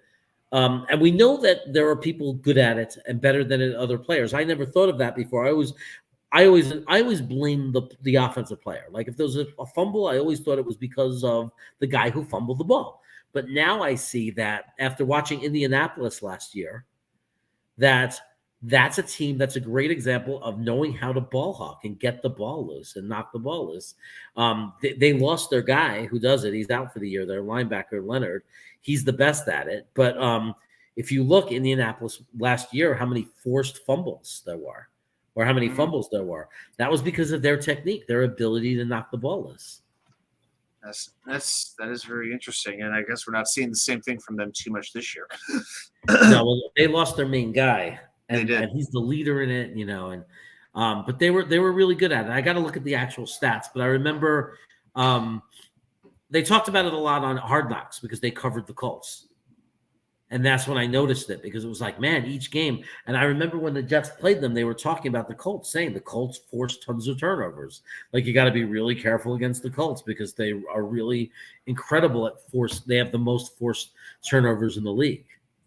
So, yeah, something I know you'll look up. No, honestly, I'm actually watching the chat a little bit more just to see just the hail moron. Mr. Green Jeans. I enjoyed the Patriots Raiders game. I just had to look this up. I enjoyed the Patriots Raiders game. Jones sucked, and then the hail moron pass. You know, I've been wondering if that play was going to have an actual name. I don't know if that is the official name, but it is. I doubt it is, but it is pretty funny. So that is. I like that. The hail moron. Well, it was interesting. It was interesting because weren't they at they were at their 40, right? When they where was the line of scrimmage? They snapped the ball from their 40-yard line. So I'm pretty sure it was started around. Yeah, it was. They were definitely in Raiders territory, but they were out of field goal range. Right. So here's the interesting thing. Belichick said to the press when they said, "Why didn't you just throw a Hail Mary?" He said he can't throw that far. He can't throw that far. I think it was 50. I want to say it was that far. Yeah, I'm actually looking the play up right now. Because you're telling me you have an NFL quarterback who can't throw the ball into the end zone 50 yards? It's absolutely hysterical just to read the recap of the game, and it tells you how the drive ended. And you see fumble, touchdown. Yeah, the ball was actually at the New England 45. Yeah, it was 55 yards. They were at the New England 45, and he was saying they couldn't call a Hail Mary because he can't throw the ball. Hail Mary. Couldn't do it. That's not throwing your quarterback under the bus. That I've never heard anything like that. 45-yard line. Belichick of all people. You can't throw a Hail Mary from the 45-yard line? Like, what world are we living in? Bill Belichick, who says nothing in press conferences, basically said, "I don't believe in my quarterback." He can't throw the ball that far? What? Last I checked, I believe Allegiant Stadium has a dome on top of it. You can't blame the wind. They weren't playing in Foxborough. You can't throw the ball that far? No, Jeremy, it was you can't throw the ball that far. You can't throw the ball that far. You can't throw the ball far. That is amazing to me because I know people who can throw a ball 45 yards. I know a couple of them. I think I got students in the high school that I've been working at lately. When they play football outside, I see some kids throw it with some cannons. I think some of them are throwing about 45 yards. I guarantee you Zach could throw a ball 55 yards. I have no doubt about that. I'm not saying it'll hit the target, but it'll go at least 55 yards. Oh, we all know he can do that. He can do that off balance on That's the run. Start. That's not the problem. Nobody is screaming and complaining that Zach Wilson can't throw a football 50 yards. No, I gotta say, I was so down on the Jets after that loss that I couldn't even enjoy the way the Patriots lost that game until the next day. And then when I watched it back, it was like, oh yeah, that was kind of good. It's like then the more I watched, the better it got. So, well, Jeremy just muted, so I'm just guessing he got invaded. Sorry about that. No, we got some yeah, we did kind of get invaded. I know. I can tell you did. When I see the mute microphone, I know there's a reason behind it. Hey guys, we got probably about 30-ish minutes as of right now. We typically go about 2 hours, and $17 more we'll start eating. So.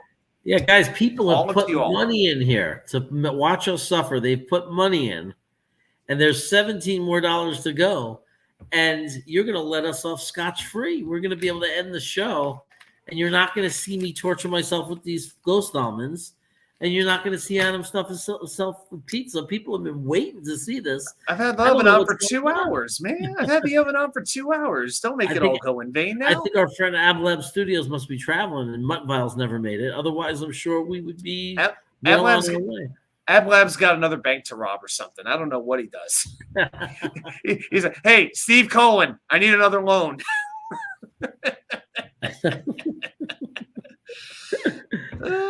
Look, they're calling for help. Mama Chaos sending out the last call warning. I feel bad for the people who I thought we were off to a great start with Johnny, so I feel bad, because they too. made an investment. He got They us wanna halfway see us there. do this. Yeah, he was like Bon Jovi, halfway there. But so I will give you one other stat that I heard that really disappointed me, and it relates to special teams. So last year, for a kickoff, to me, if you get past the 25-yard line, if you've gotten past the touchback, that's a pretty good return. Last year, Braxton Berrios had 28 kick returns, just kick returns. 16 of them he got past the 25-yard line, so over half. Okay. This year he's had 21 kick returns so far. You know how many he's gotten past the 25? 4. 6. But still, he went from about over 50% down to about less 25%, like 25 to 30%. Tremendous That has been one of the big. And a big part of that is on him, but you have to put some of that on the blocking as well. A good portion of that has to be on the blocking. So as good as Brant Boyer may be, there is something going on with the blocking here where they are not creating the space for Braxton Berrios that they did last year. And yes, Berrios has been far less effective as well, but that is just another thing.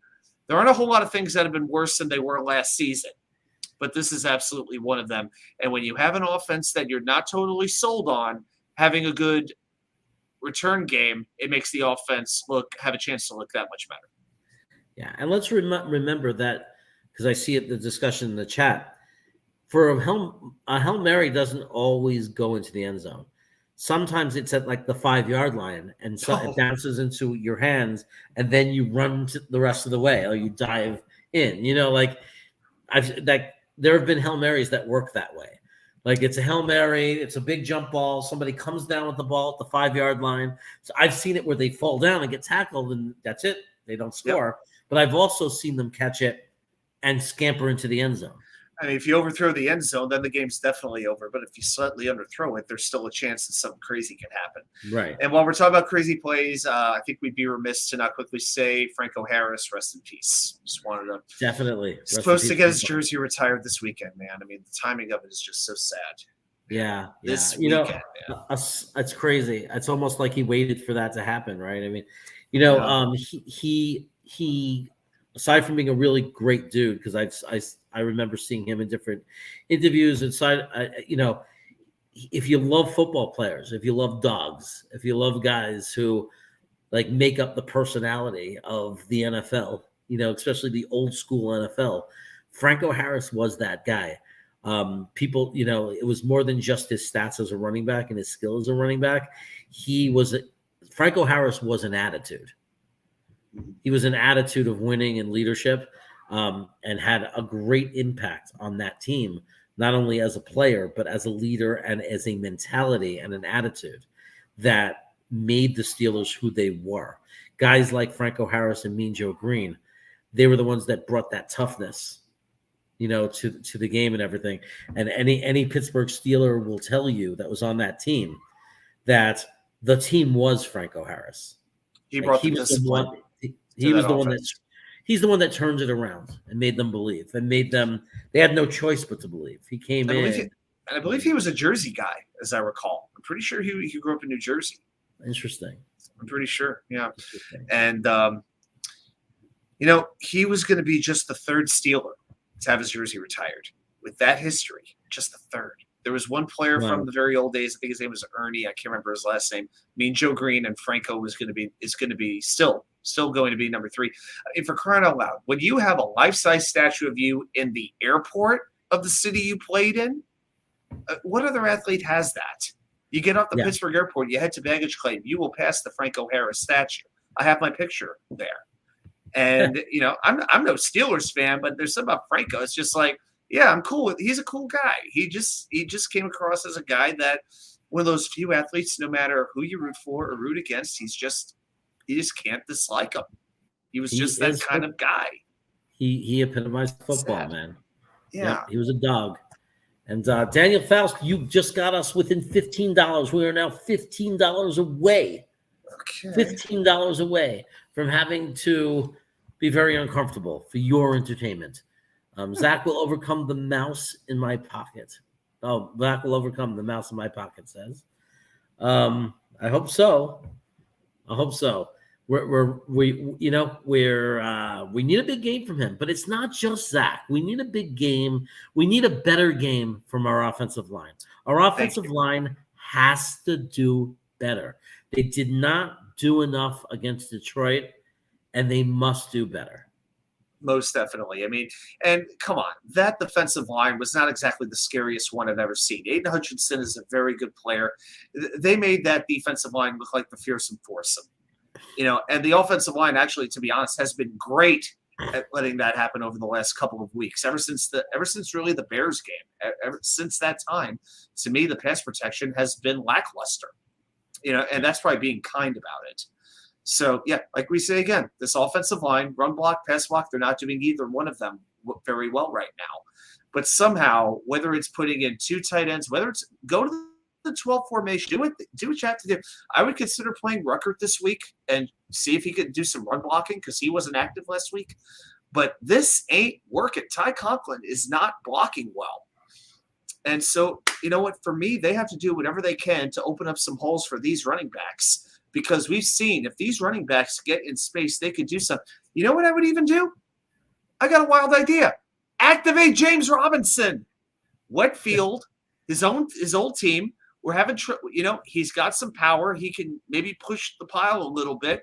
He's been deactivated for a couple of games now. He's still far enough to where he's not going to hit his 600-yard plateau. He's still 150, 170 yards away. I would actually consider dressing James Robinson for this game. Let's see what he could do. I absolutely would love to set him up for a revenge game. You don't think he wants to show those guys they made a mistake? You know he does. I would do it, especially on a short week. Why not do it? Yeah, the offensive line didn't almost get Mike White killed. They also got Zach sacked as well in timely situations. The running backs killed. Let us not forget them. Yeah. I mean, it was Zach also who took sacks at the worst times during that final drive that cost us a lot of time as well. So it's not okay. They've got to do better. Yep. Foley Fatukasi is out. He is definitely out for this game with an ankle injury. So we will not. Oh, that's kind of like weird because I kind of like. I like him, but I did not want to see him on the field. Not in this case. No. In those trenches, he would have been really helpful. Playoffs? Vern, don't talk about playoffs. No, it's actually a good question. I don't know, Vern. I don't know. I'm not going to try to answer it. I don't know. My guess would be no. My guess would be that it's regular season games, but I don't know. I can't say that I know. Yeah, some guy, I know they don't want to give the Jags the higher pick, but James Robinson is still about 150, 160 yards away from hitting 600. He's a ways away from it. And you know what? If it's what this team needs, big if, to win this game, to get into the playoffs, then you know what? You take it. A 6th-round pick to a 5th-round pick, please. Give me the playoffs and giving up the 5th-round pick as opposed to the 6th any day of the week. Yeah, they want to win. They want to win. There's no question about it. Fatukasi being out is interesting. I don't know. I was a big fan of his as a person. I like Fatukasi a lot. So, hey, we got 45 people in here. So that means there's some of you that still might not know. We are $15 away in Super Chats. Just $15 away from Adam having to eat giant slices of pizza, 2 giant slices from a 28-inch pie. That's the equivalent of more than half of an 18-inch I'm eating half a pizza here, guys. That's what I'm on the line here. But also, I have ghost almonds. These ghost almonds are going to set my mouth on fire. And thanks to Adam, who promised to double his commitment, and now I have to eat 2 of these ghost pepper almonds. If we just get $15 more in Super Chats, and I'm going to do that right in front of you. You're going to see me eat these almonds. You're going to see Adam eat the pizza. I can't be responsible for the coloring on your screen when it turns red because of my head and face. I mean, I spent $40 to buy the freaking pizza already. I mean, my gosh. I gotta ask with the almonds, are there any like warning labels on that bag by any chance? Let me look. It says Ghost Pepper Extremes. I'm gonna have to eat it soon. But best if eaten by February. Vern, spent all my money on gifts and weed, but I'm here to watch. Well, we appreciate you watching, Vern. It just says proceed with caution. This product is extremely hot. It just says that. You think? It says this product is extremely hot. Extremely hot. Okay. That's like saying the Jets' offensive line is extremely struggling. Okay. Well, I'm glad you're here to watch, Vern. That's cool. I'm hoping it happens, but we need, it's going to take somebody to come in with the super chat to make it happen. If our friend Ablab was here, it would no question. Oh, I'd be No on my fourth question. slice. I was counting on it tonight. I really was. Yeah, we need him tonight, but it is the holiday season, or maybe he's out, running Ablab Studios, and so. And by the way, if you all do have any suggestions on things that we could do for super chats, put them in the comments. We'd love to hear your suggestions. Whatever torture you want to see us put ourselves through for your own entertainment, we're here to pay to at least take it under advisement. Let's put it that way. So we talked about the fact that our defense, if they play up to their capability, should be able to really do a lot of damage and shut down Jacksonville. They should not be able to move the ball well against us. They shouldn't. We should have Trevor Lawrence running for his life. We should have sacks. We should have, hopefully he'll try to be a hero because he does like to wing it. And hopefully he likes to fling the ball. Hopefully he will, and we'll get some picks. He's the kind of guy that's not going to back down. He'll throw it, Sauce Gardner. Thank you. Please do. Please throw it, Sauce Gardner. That's what we want. That's the best thing for us. Throw it at Sauce Gardner. You want those turnovers? You want those interceptions? Can't happen unless they throw it at our playmakers. So I'm expecting us. I'm a little worried about their running back is very good. Etienne is a very good running back. He's a home run hitter, so you have to be careful. You can't let him break loose. And also, he's dangerous out of the backfield. And they like to use him. Yep, he's got 27 catches out of the backfield this year. Right. So we're going to have to be careful about those couple of things. But we'll have plenty of ability to focus on that because our boundary corners do such a great job at shutting down their boundary receivers. So they keep the game inside. We need our linebackers to be on task. We need Michael Carter to be on task. We need them to not allow easy yards on the inside of the field. We can't have Evan Ingram hurting us. We can't have Etienne, running through and averaging 4 or 5 yards, 6 yards a carry. And we certainly can't have an opening drive where we get shredded for 8 yards a carry, where they just run right through us to the 1 yard line, whether we hold them or not, because we do know what that led to. That led to bad news. So we've got to come out better. And we're a defensive team. We win on defense. We need the defense to rise up, and we need them to take advantage of a weak offensive line. No, most definitely. And we talked actually about turnovers a moment ago and the Jets' inability seemingly to take away a fumble. The Jaguars have 10 fumble takeaways this year. There's only 2 teams with more, the Cowboys and the Giants. That's it. Jacksonville is a very opportune defense. They may not have the flashiest names, okay, but they are opportune. They're +4 in turnovers. The Jets are -3. Wow. That cannot happen. That cannot happen. Again, 1 turnover in 5 games. I can't get over it. And that is just not going to work. And when you're in conditions that are going to be very wet, muddy, and windy, I hear the wind is going to be about 25 to 30 miles an hour. I'll be very interested to see how Zach plays in this game, one, but how Michael LaFleur designs the play calling. Is this going to be a run-focused team? Are we going to try some play action like the Jaguars like to do? The Jaguars love their play action. They're all about the play action. But are we going to try some deep shots? Are we confident that Zach can throw the ball accurately in these types of conditions? I'll tell you what, I feel confident about one thing. Corey Davis being back on the field, that's going to be a whole lot of help for number 2. I think his security blanket is going to be back, and I think that's going to make a big difference in this game. Yeah, he likes Corey Davis, that's for sure. Oh, Garrett Wilson had some good plays because he was he was there instead. Hopefully, Zach is gonna now have some trust in Garrett and have Corey Davis, and he threw to Elijah a little bit. Maybe we can get a game where Zach is flinging the ball to different receivers and making plays. Let's hope. Let's hope that that's what's going to happen right now. That's what we need him to do. This is a perfect game, an opportunity for Zach to show some growth. It's a perfect game for him to step up. So much is on the line. If Zach can step up, make some really good passes, minimize the mistakes, no more interception, be a little bit more accurate, get us the win, it could go a whole long way for building his confidence. Yeah, Jacksonville is allowing, I think, 252 passing yards per game. That's the fourth worst in the league. Okay, so this is another opportunity where Zach is facing, a not-so-good pass defense. Tyson Campbell's a good cornerback. I like Tyson Campbell. I think it was number 32. But when you go a little bit deeper, they're limited. The problem with that is the Jets are also limited at receiver.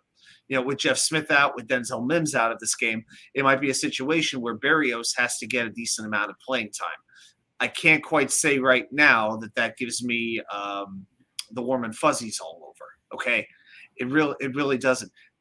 That's why I'm thinking we need to see more tight ends. That's why I would like to see more CJ Uzomah targets. I believe he's shown when he's had the opportunity that he is a very good player.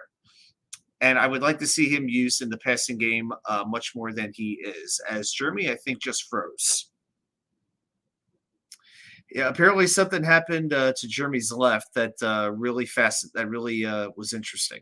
So, yeah, I guess when Jeremy's in the ranch house, I guess it's a little bit more difficult. But yeah, we'll come back. We'll come back to this again. And yeah, Dakota, thanks for mentioning Justin Hardy as well. We've talked about him a little bit earlier. Oh, welcome back.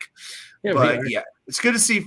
4 Pro Bowlers for the Jets. That is really cool, and hopefully there'll be a couple of All-Pro players as well. I'm freezing because I don't have the most reliable internet because it's a stranger's house that I'm renting. If Quinnen, and I'm in the middle of Jackson, California, if Quinnen played against Detroit, we win. It's good. Probably. I can't argue that.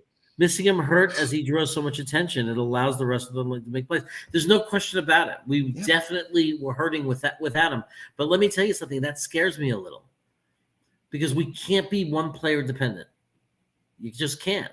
And I know that, in this case, he's the best player on the team. There's no question about it. When you talk about skill, talent versus experience, leadership, like the whole thing, the whole kit and caboodle, best player on the team. So it's it hurts. It hurt not having him. But we needed to compensate. Like we could have won that game. There's some things that happened in that game that's just not excusable. Especially the way they ended it. When you have timeouts left in your pocket and your field goal kicker has to go for a 58-yard field goal on first down, something is wrong. Somebody made a big mistake. It's inexcusable. Yeah, it was one play, but it was an absolutely devastating play. And we can make the argument maybe it shouldn't have come to that. Well, it did. And the price was paid. Dakota, what are you talking? Get rid of Mims and Corey Davis? Okay. I thought Mims has taken a step forward. Like Mims is a little bit better now, I thought. The only knock I could have on Corey Davis is he's had injury issues. But when you get a knee to the head, you're automatically taken out of the game. But Corey Davis is a damn good football player, and I'm going to argue with anybody who says otherwise. Dude, we're dying without you here. Uh-oh. Ablab is here. Get ready. Pardon me, but shit just got real. Ablab, oh, wait a second. There's a super chat. 13 to go. That means we are only $13 away because of this super chat. We are only $13 away from me having to eat ghost pepper almonds, 2 ghost pepper almonds for reaching $100. And Y2K is going to have to, Adam is going to have to eat 2 gigantic slices of pizza. We're only $13 away Thank you, Daniel Faust. You just got us a little bit closer. We're inching closer. Is it going to happen, or am I going to make it out without having to burn my head off? I don't know. And am I going to keep starving all night long? I haven't had solid food since 8:00 this morning. Yes. Oh, man. But you have to understand it. We have to. I was almost thinking in the draft we might have to, in this third, fourth round, draft a defensive tackle. So we have to draft the late rounds, high upside defensive tackle. Look at that. Let's think about it. We got to keep Quinnen. He has another year, but you got to extend him now. You can't let him get in your free agency. Cannot. Rankins is a free agent. Thomas is a free agent. Shepard is a free agent. There's your depth right there. I mean, Tanzel Smart, anybody? I mean, Jonathan Marshall, he's gone. Pittsburgh snatched him right up. So, yeah, I definitely think defensive tackle. John Franklin-Myers is simply not going to play inside. He's a defensive end. That's how they're going to use him. We have to be at peace with that. So, yeah, if they were to address defensive tackle, here we go. Yeah, and there's a couple of good ones in the draft. Here we go. Oh, here we go. He puts us over. All right. Studios. Be right back. Puts us over. Thank you for the super chat. Okay, let me get this. Let me prep it here. Adam is prepping. I think I have an air conditioner here that's on. That's blowing ice air on me. And I don't know why, because it's the winter and I got the heat on in the house that I'm renting. But there's a white machine over there. And it's either coming through the door or that machine, but I have this cold ice wind, and my wife just doesn't seem to care or notice. And usually she's the one that would notice these things. My wife would be like scratching her head, walking around, trying to figure out where the cold air is coming from. Instead, she's ignoring me on the couch because I think she's got her headphones in or something. But anyway, I have to open this up. This is my I'm going to pour them onto the paper towel here. I can't touch them. It's very specifically, I was told not to touch them. So now I'm afraid to even stick my finger in there. I got to open it with a spoon. Come on. So here we go. I didn't know if we were going to make it tonight, but Ab Lab Studios, to the rescue, decided that I am not going to get off so easy. And here we go. Now, remember, I'll talk to Adam about it. We might be able to convince him to do a third slice if we get to like $75 more. If we get 75 more after this, we'll see. But I'm gonna. So I figure this is what we'll do, Adam. Okay, Adam, what we're gonna do is I'm using a spoon to eat the almonds. I don't know if you could see it on the spoon. I can sort of see. Yeah, I can see it. Yeah. I'm not gonna eat them both at the same time. I'm going to eat one, and I'm going to wait for you to finish your slice, and then I'm going to eat the second one when you start the second slice. Okay. So this thing, by the way, has been sitting in the oven on us like super low temperature to keep it warm, but it's been there for a little while, so it'll be a little hard to show it, but I'm going to try here. Okay. Now, since AbLab gave us that generous super chat, we are now. I'm going to edit this. We are now. He put us on range, like he went over. So now we're only $93 away from having to do another slice. I'll do another slice. Yeah. If it gets to another 100 somehow, then yeah, if we get to 200, I'll do another slice. So look at this full job. This is, look, this thing is ridiculous, man. I got to save it. How do you save? So good.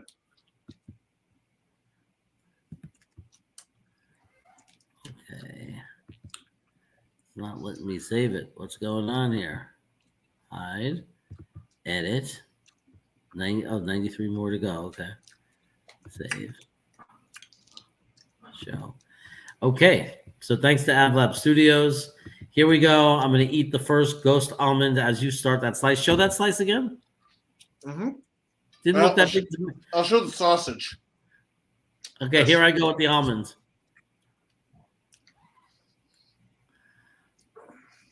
Oh my God, that's a big slice.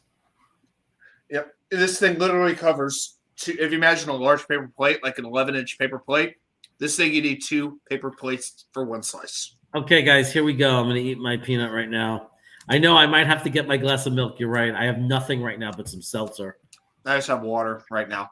I might have another drink later, but I'm chewing the almond as fast as I can. okay. Oh Ooh. Oh my God. Oh, this is not a joke. This is not a joke. You know what, a Jet very well?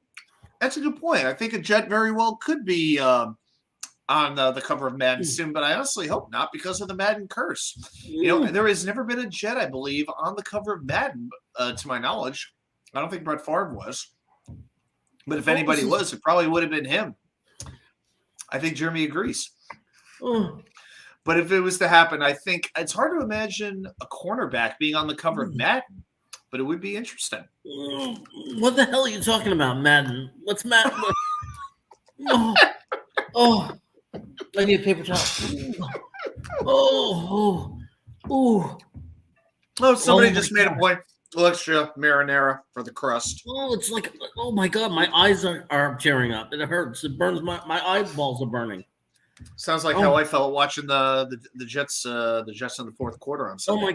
Oh my God! And Daniel Faust, thank you for the super chat for that because I have to go update this again. You bastard. Okay, it's 93, so it's $91 more. Okay, so here's the thing, guys. No more super chats. No more super chats. I'm banning it. I can't do another one of these. Oh no, really? I have to do another one. I have to do one more. There's no way I could do a third. I got a little bit left here. It's gonna be a couple more bites though, so you got a minute. Oh, this is bad. Oh, my eyes are burning. Okay, take your time on that slice, man. Like, don't rush to the next slice that fast. Okay, now guys, this is the segment of the show where you ask us a question, and in this pain, I have to answer your question. He goes, read super chats quicker, get more. What is this guy doing? Good marinara. $2 more. Okay, so this is where you ask questions, and typically they say that when we're under the influence of heat, we're typically people are more honest. So this is the chance to ask me whatever question you want more honesty about. Oh my God. So go ahead and ask your questions. My head is sweating. Harlan Abraham, will there be an all Madden team this year? Are they still doing all Madden teams? What the hell is Madden? The football game? Yeah, he was. It's kind of a famous thing from what I hear. Oh, I remember he used to do an all Madden team, like he'd name it that has nothing to do with the video game. It's two different things, right? Why does Dakota keep saying 8-7? What the hell is he doing to me? I don't know. What the hell does he mean 8-7? What does that even mean? I have no idea what you're talking about. Like, if we win, we're 8-7. I get it. Yeah, but we're gonna have to go 7-7. So Super Leroy thinks that Quinnen will make the Madden cover one day. It's pretty hard to imagine a defensive player make it unless it's like a big-time pass rusher. I don't know. Quinnen could do it, but I would bet on Sauce, maybe. Garrett Wilson, I think, would have a chance. Actually, Breece Hall. I think Breece Hall in a year or two. Breece Hall, I think, would be the guy. Why are my eyes burning? Because you just had a freaking ghost almond. Ding dong. It never went to my eyes before like this. I didn't touch them, I swear. Really? Wow. It just went to my eyes. Like, it's like maybe because there's liquid in my eyes. And oh my God, it hurts. The outside crust is a little bit hard here, I got to say. It takes a little work to chew through this. Oh, okay. Anyway, again, we're waiting for questions. This was a question. Why didn't I read it? Okay. Why do we suck and look like a joke in primetime and on national TV? We don't get on national TV. What are we talking about here? I think that historically we have because historically we're not a very good team. So it's not that we suck in primetime and look like a joke in primetime. Historically, we've been a joke. And we have sucked.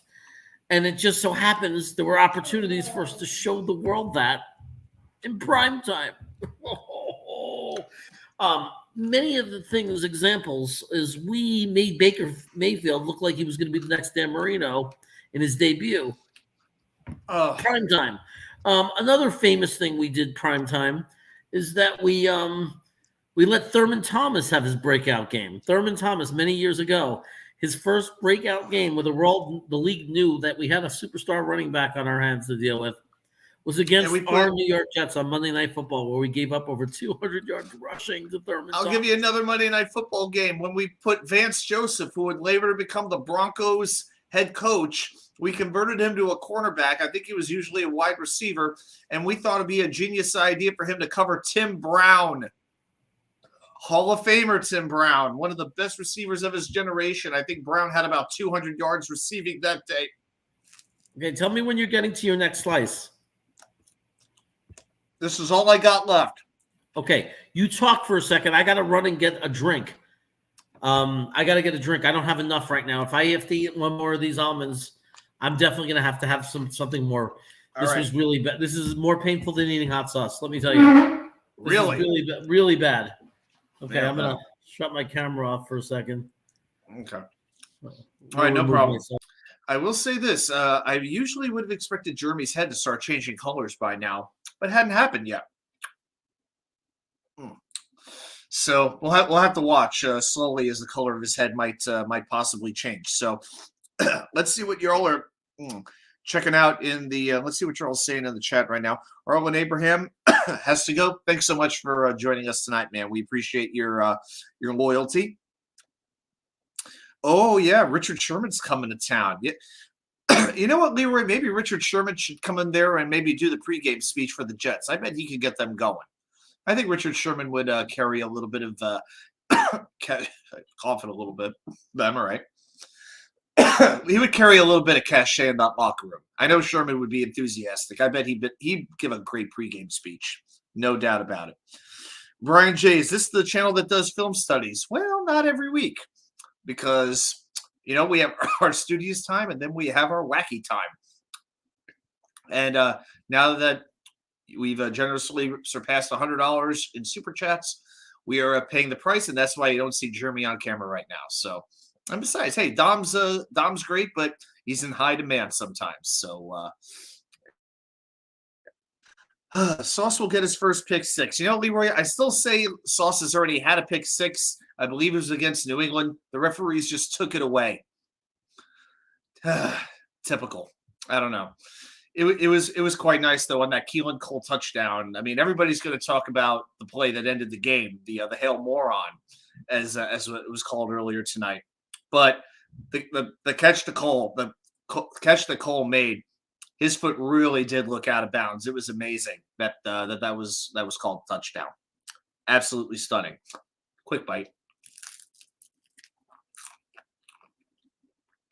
Oh, okay. I got.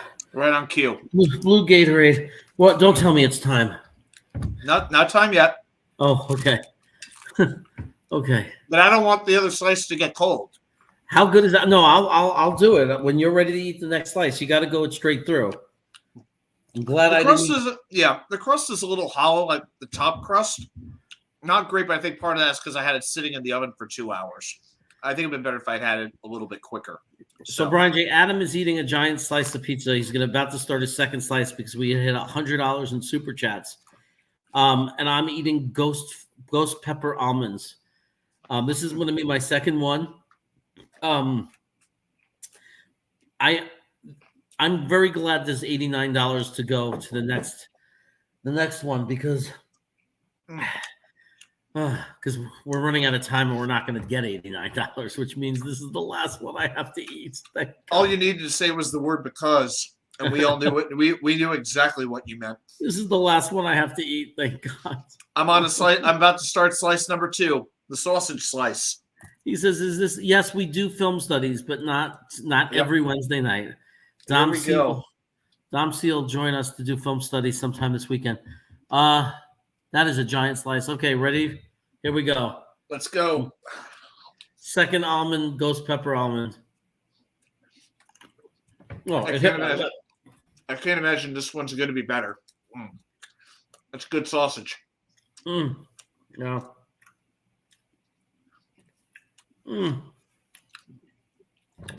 Sometimes. Oh my God, the way it comes in. It just comes in and punches you in the face. Oh, It just runs over you like Michael Clemens, huh? oh my God. I need paper towel. My nose is running. What are specials? They do this every once or twice a year. They do the Rocky Balboa. So then they put on like provolone, Philly steak, mushrooms, onions. Next time they have that, I got to try it. I know the vegetables they had a buffalo chicken tonight, and they had a roasted red pepper and garlic pesto pizza for the veggie one.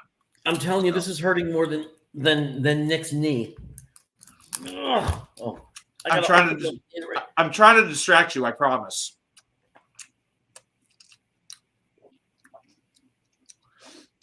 Yes, Nick, that's what she said. Oh. Yes, some guy. You know what? The pizza at the bottom of it is really good. The hard part is getting through these top crusts because they're just they're really, really hard, Nick. So that's why I got some extra marinara to help it go down easier. I'm Nice to meet you. Thank you, sir. May I have another? Okay. All right. We're at the 2-hour mark, so how about that? At least we've made it through. We've made it through.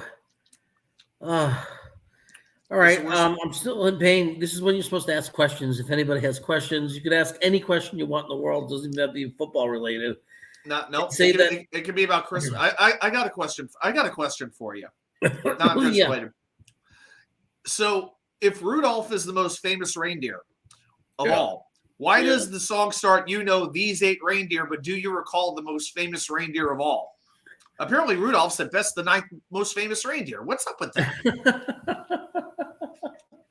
That's a really good point. Great. What are you laughing at? He said that's true. Then he totally lost it. Like he just couldn't get another word out. That was awesome. He says I sound like I was laughing. Yeah. Dusty Rhodes, American Dream, Lovely Elizabeth. Oh yeah. Eminem. When I get to the end of this slice, I get to the top crust, I will snap into it just like a Slim Jim. Oh yeah. Bishop comes in. If you're new to the channel, welcome. Bishop, welcome. I was never really good at using my bishop. I got to be honest with you. I always try to use my rooks and my the castles, but the bishops actually were the sneaky ones. You were able to take a good piece of each other.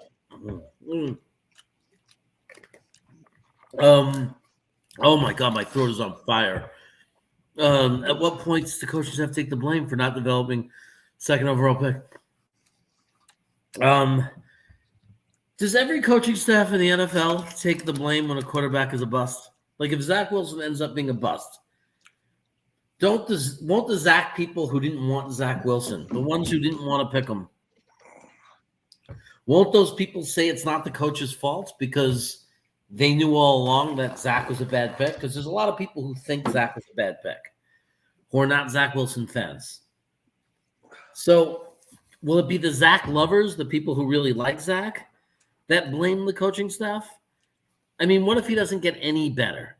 If he doesn't get any better, isn't there such thing as they just took the wrong guy and it didn't work out? And there's nothing there's things you can't coach, right? You can't coach processing speed. Like you can't coach instincts. They gambled that he'd be able to process and slow the game down. If they missed, they missed on the pick. But can coaches develop that in the player, Adam? Oh.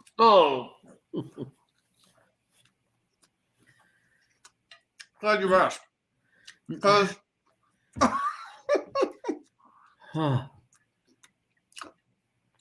when you go out there, it's like playing golf. You can take all the lessons you want, watch videos, read articles.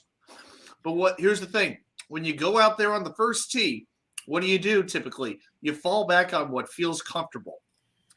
So to me, the coaches can say all they want. They can show him all the film he wants, bring in any coach that they want to. But there comes a time when the player just has to take ownership of it. And if you're honestly, how coachable are you? And that's what it's all about to me. When I say coachable, as I had a nice hiccup there, how do you adjust to that? How do you respond to that coaching? Are you able to take in what they're giving you? Can you make sense of it and take it out onto the field on Sunday? Or in this case, Thursday. And so that's what it comes down to. And I wonder if Zach is able to get out of his old habits, which are obviously very comfortable to him. They're natural to him, I guess is the better word. Which can truly do that. I think you can give them all the info that you can, the best, but any more than that. Ablab, I don't remember the question. You said something to me directly the other day that I agreed with. You said something to me the other day that I did agree with. I forgot what it was, but I remember agreeing with you. I remember thinking to myself, I'm so glad I agree with Ablab on things because he is the sponsor of the channel, and it's good when someone's sponsoring your channel to be on the same page as them. Hey, hey, John Nolte, how you doing, man? Oh, John Nolte's here. Would you find out I'm in pain and I had to eat 2 ghost almonds because we raised $100 in super chats? So you decided to come along now and have a laugh? Huh, John Nolte? The Jets are Sherman's favorite team. Who's Sherman? Richard Sherman. Oh. Richard. He'll be there for the Prime broadcast. Because he loves Robert Saleh? Exactly. We say while you were gone, while you were getting over your torture, I said, I'd like Sherman to give the pregame speech in the Jets locker room. Huh. How great is this name, by the way? I love it when Green Bean reads it out, but I finally get to read it out. Balls be hurtin' chimes in. Balls be hurtin'. It says the Jets are Sherman's favorite team. Thank you, Balls be hurtin'. Balls be hurtin'. He loves it when the Jets get a good sack. That's what she said. Thank you. Anyway, that's cool. That shows how beloved Saleh is. Who's going to be the 30th man at the Royal Rumble this year? I'm actually reading that out loud. Wow. I haven't thought about that one yet. You know who I think it might be?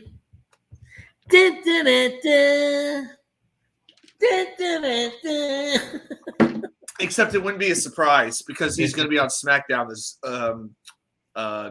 next Friday. Oh. Yeah, he'll be teaming with Kevin Owens. What? Isn't he fighting on the 29th or something? He's fighting with Owens?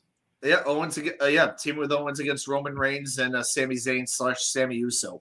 How long are they going to keep this tribe thing going? I love it. I love it. I'm saying, but how long until? But how long until someone takes them down? And who do you think is going to be the ones to take them down?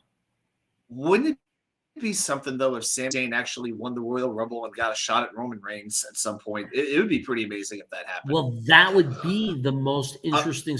It could happen because that would make the most fascinating WrestleMania. I do think. Oh, John Nolte's adding to the pain. Well, there's still a little ways to go. A little too late, buddy. We still have a long way to go. He might be. I do believe that the winner of the Royal Rumble, and I hope this is not a spoiler, will be Cody Rhodes, returning from his torn pec injury. I don't think he'll be number 30. I think he'll be about number 23 or 4, somewhere in that area, where he has enough time to get a shine. But, yeah, you don't want to put him in right at the end.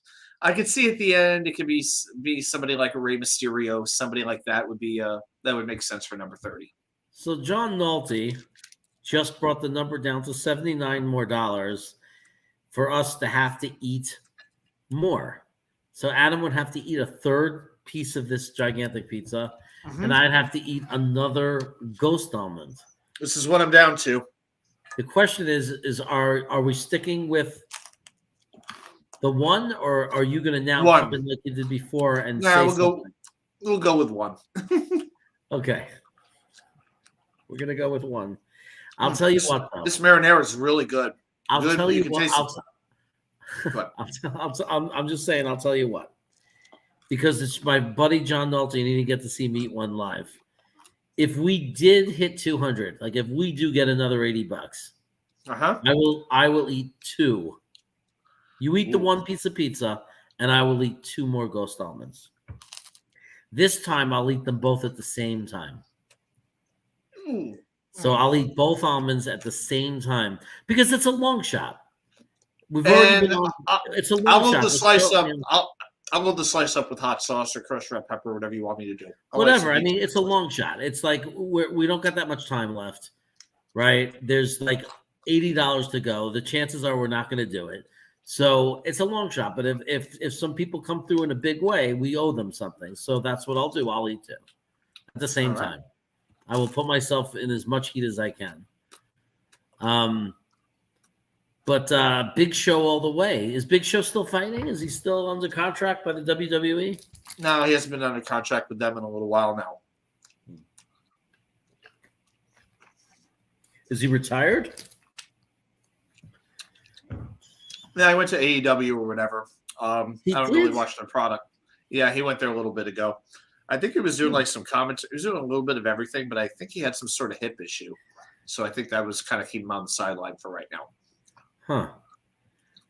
I think Corey Rhodes I think his time has come. I think he's going to be pushed, don't you? He should be pushed. He's so talented. He's a great wrestler. He's a great performer. Right? He's really one of those guys. Yeah, you've just seen grow and grow and grow. I mean, for me, I've been watching Sami Zayn back when he was El Generico since 2007. Bryan Danielson I've been watching since 2005 when I went to all those Ring of Honor shows back in the day in Chicago, primarily in New York as well. So to me, to see like some of these guys like Seth Rollins, I remember when he was Tyler Black, Cesario when he was still Claudio Castagnoli when I first saw him in 2005. It's unbelievable just how some of these guys have grown and are basically, for lack of better words, basically the leaders of the industry now. And I remember the nights we'd stay out till Rose's, which was like the local pizza joint in Chicago Ridge. We'd have double-decker pizza. So if you don't know what double-decker pizza is, guys, it's like crust sauce again, layered cheese and toppings.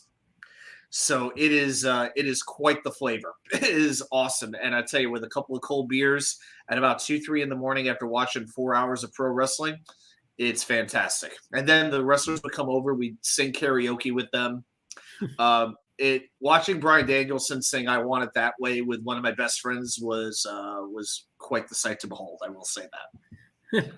Vern is saying, if you win, you eat 5. Well, I'll be right here tomorrow watching this game, and I have a bag of these. Not a big bag, but it's a package. There's still a bunch more in here. I might be able to do something, but why am I going to do that? To help Green Bean Stream? Just kidding. Hi, Timmy. Hey, Timmy McDaniel. How you doing?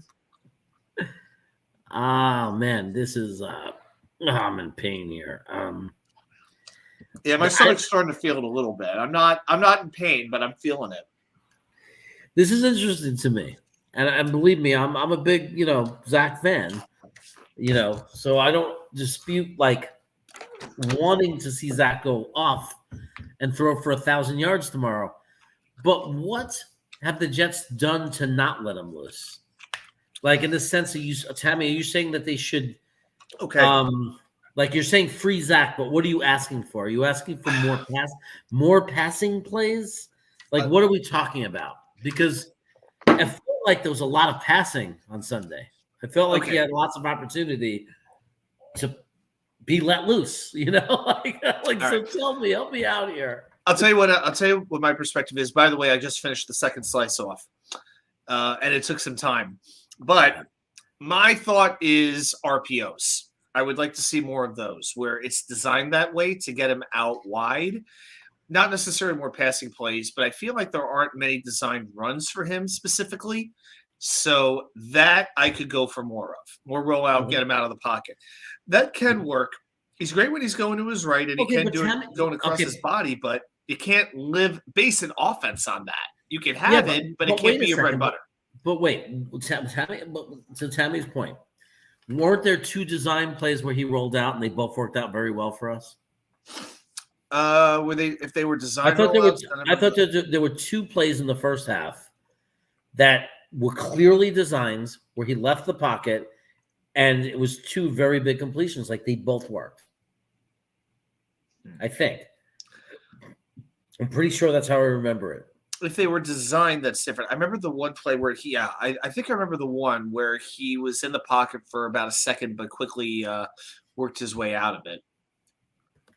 I wanted to show that the tattoo was real.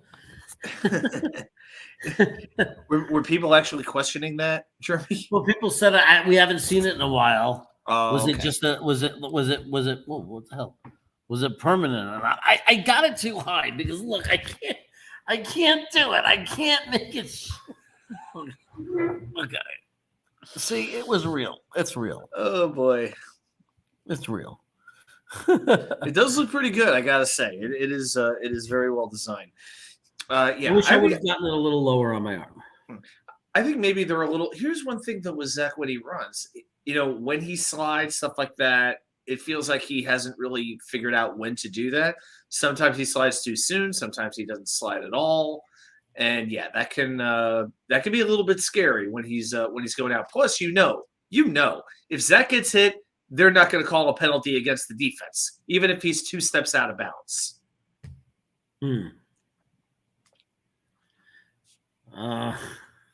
Sorry, somebody's like talking about old school wrestlers that were my favorites, so it's kind of getting me. Raw Power is freaking me out right now because I'm reading Bob Backlund, Sergeant Slaughter, Jimmy Snuka, like these Superfly Snuka. These were my guys, man. When I was a kid, I grew up on that stuff. So there you go. The New York Rockettes kick better than Braden Mann. So here's the issue with Braden Mann. Braden Mann is like 12th out of 32 punters. Like he's got a very high average. He has a big booming leg. He punts 50-yard punts. The issue with him, and this is my issue with him, is he'll go 3 punts in a row where you're saying we got a great punter. He'll punt the hell out of the ball, right? Here's my problem with him. Every 5th punt, it's about every 4 or 5 punts, he shanks it. Yeah. Every 5th one. There's not much of an argument. I mean, I'm not going to kill him for the first punt of the game that was returned for a touchdown. When you're punting from underneath your own goalpost, I can't. My hope is just please don't let it be blocked. Okay. So I'm not going to get on him for that one. But yeah, there are times when it's too much of a line drive. I think that certain people calling him atrocious or saying he has to go meet. I feel like maybe that's a little bit much. I'm all for bringing in competition for him. I'm definitely in favor of that. But I think it's very easy for some people to think he's the worst punter in the league, and he just isn't that. He really isn't. Actually, the Patriots had the worst punter in the league in Jake Bailey, and they cut him. That's who the worst punter in the league was, and they had just given him a new contract. So Zach plays at a quicker tempo when he doesn't have to think much in rollouts. OC needs to check. See, it's funny. Different fans have different ideas on what is best for Zach Wilson. Seriously, it is like solving a puzzle. How do you solve a problem like Zach Wilson? So I really think that they believe that the best thing for Zach long term for his career to be an all-around successful quarterback is to be able to stay in the pocket, read through his progressions faster, make decisive decisions faster, and identify what the defense is offering and take it. I honestly believe, wrong or right, I'm not saying that's my argument. I'm saying it's very clear to me that that's what our coaching staff believes and is doing. So that's why you don't see them wanting him to roll out, because they believe long term, if he could stay in the pocket and learn how to be in the pocket and decisively go through the progressions and be decisive and quick, they believe that that's what's best for him long term as a quarterback, and specifically for this system. Whereas I feel they believe that if they let him roll out, yes, once in a while he'll make great plays and he has this ability to do that, but there's going to be a limitation and a ceiling on how good he can be if he's not able to be a pocket passer. Because if you look historically at quarterbacks in this league, if you look at quarterbacks that never were able to establish themselves as strong pocket passers, for the most part, with a few exceptions, They have very limited ceilings, and they don't have the success that, if you were to name, that most of the elite quarterbacks have. What do you think of all that, Adam? That was a mouthful. After midnight, I tone out after 2 minutes. Oh God, don't run with that one. But it is interesting to me that you can't train instincts like we talked about. Well, nobody could ever deny that Zach Wilson has incredible talent. The thing is, does it even matter? Who are the coach? I wonder who the right coaches would be for him, if there is such a thing, or if Zach is so set in his ways and how he feels he has to play the game that it's a lost cause situation. Somebody will definitely give him another chance if the Jets give up on him, after next year, let's say, because I don't think he's going to be gone after this season. I personally don't. But I don't think this is a situation where a change of scenery. I don't think this has anything to do even with like the market. So people are like, well, he can't handle New York. It doesn't have anything to do with it, in my mind. To me, it just doesn't. I do feel injuries have had a little bit to do with it. I feel as though he just mentally isn't there yet with knowing how to play quarterback in the NFL. And I see that with so many different things, whether it's, whether it was sliding where he didn't need to slide, not throwing the ball far enough out of bounds and it gets intercepted. There's all kinds of knowing when to leave the pocket and when to stay in the pocket, things like that. It's almost like you have to take him down to bare basics. And that's why if Mike White was playing, Mike White should absolutely be playing, because he needs to really be taught from the ground up again that how you play quarterback in the NFL is not necessarily how you had to play quarterback at BYU. It's a reclamation project. The talent is absolutely there. You've got this great clay that can become a great work of art, but you have to have the right potter to mold it properly. And I wonder who that potter would be. Well, Tammy points out that John Elway was bad. So John Elway, I did a study on this. I actually put together a spreadsheet. Okay. John Elway turned it around after 12 games. So it was 12 games that were very similar to Zach's first 20 games. It's true. Elway was bad. He was bad. His first 12 games. If you look at his statistics, his first 12 games, it was very bad. Something happened to him. And this is hope that it could happen to Zach. Something clicked. So he had a great game his 13th game. He had a very good game, and something clicked. And that was the end of Elway being bad. And from after that 12 games, he then became John Elway. And it was very fast. And it's very possible. And I know people who are down on Zach and have already given up on him and don't believe this, but it is possible. It has happened in the world. It happened to Elway that it could click for Zach Wilson, and suddenly he might be very good very quickly. I'm not saying it will. I'm just saying it could. It could. And I don't think anybody here, us, or in the chats, or any of the YouTube content providers, I don't think anyone has the resume or the ability to say 100% yes or no, because not even general managers and not even former NFL players know for sure. So we could try to put percentages on it. I know that every game he doesn't turn it around, the window gets closes a little bit more.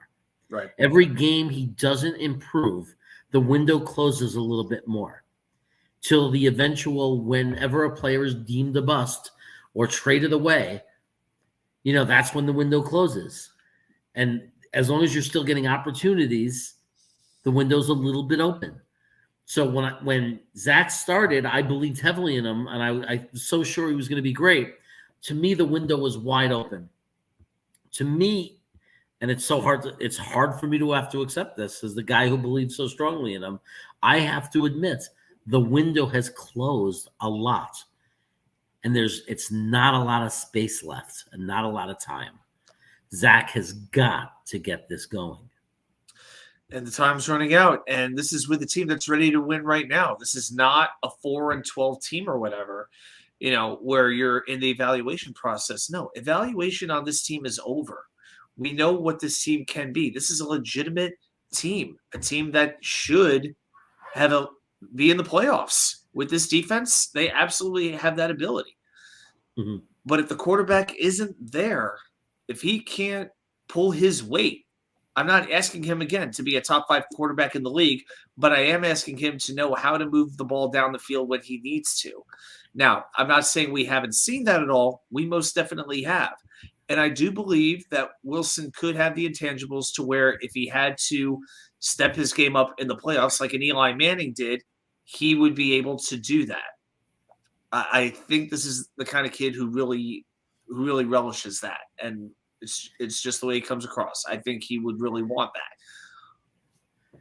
But go ahead. It's fine. No, I was just gonna say I'm gonna address this chat. This chat. So if you still want to say more, say it, because I'm gonna change the subject. So I'm gonna switch over to this. So all right. So do you have anything more to say? I'm sorry. No, we could go on to the chat. It's okay. Cool. I just wanted to say, because I saw this and it was interesting to me, because I told you I put the spreadsheet together and I looked at 19 other quarterbacks and their first 20 games.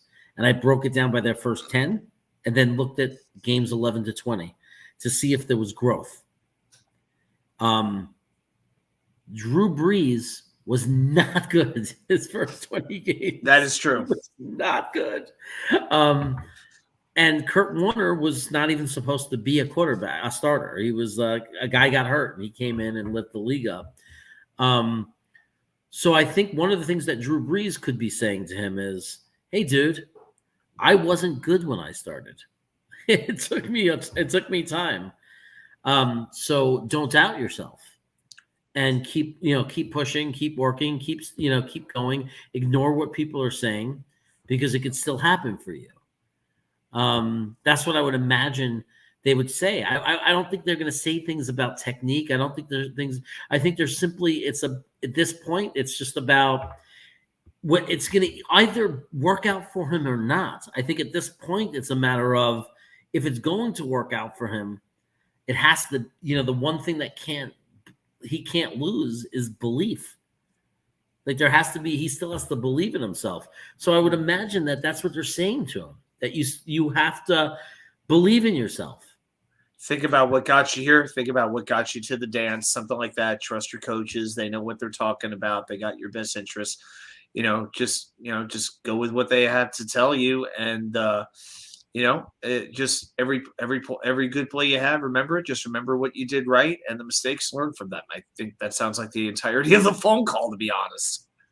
I mean, I like how people have to come in and say, Mike Sanders, did you go back and watch those 12 games? And I'm not saying you're wrong.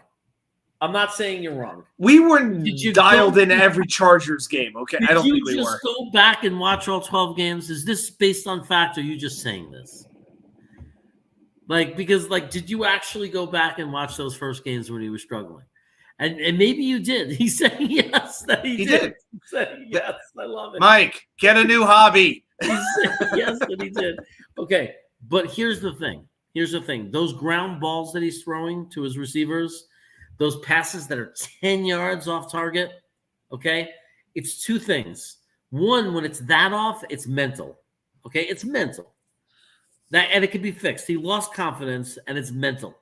Okay. The other thing is it's horrendously bad mechanics. But let me tell you, I watched on Sunday and I paid attention very carefully.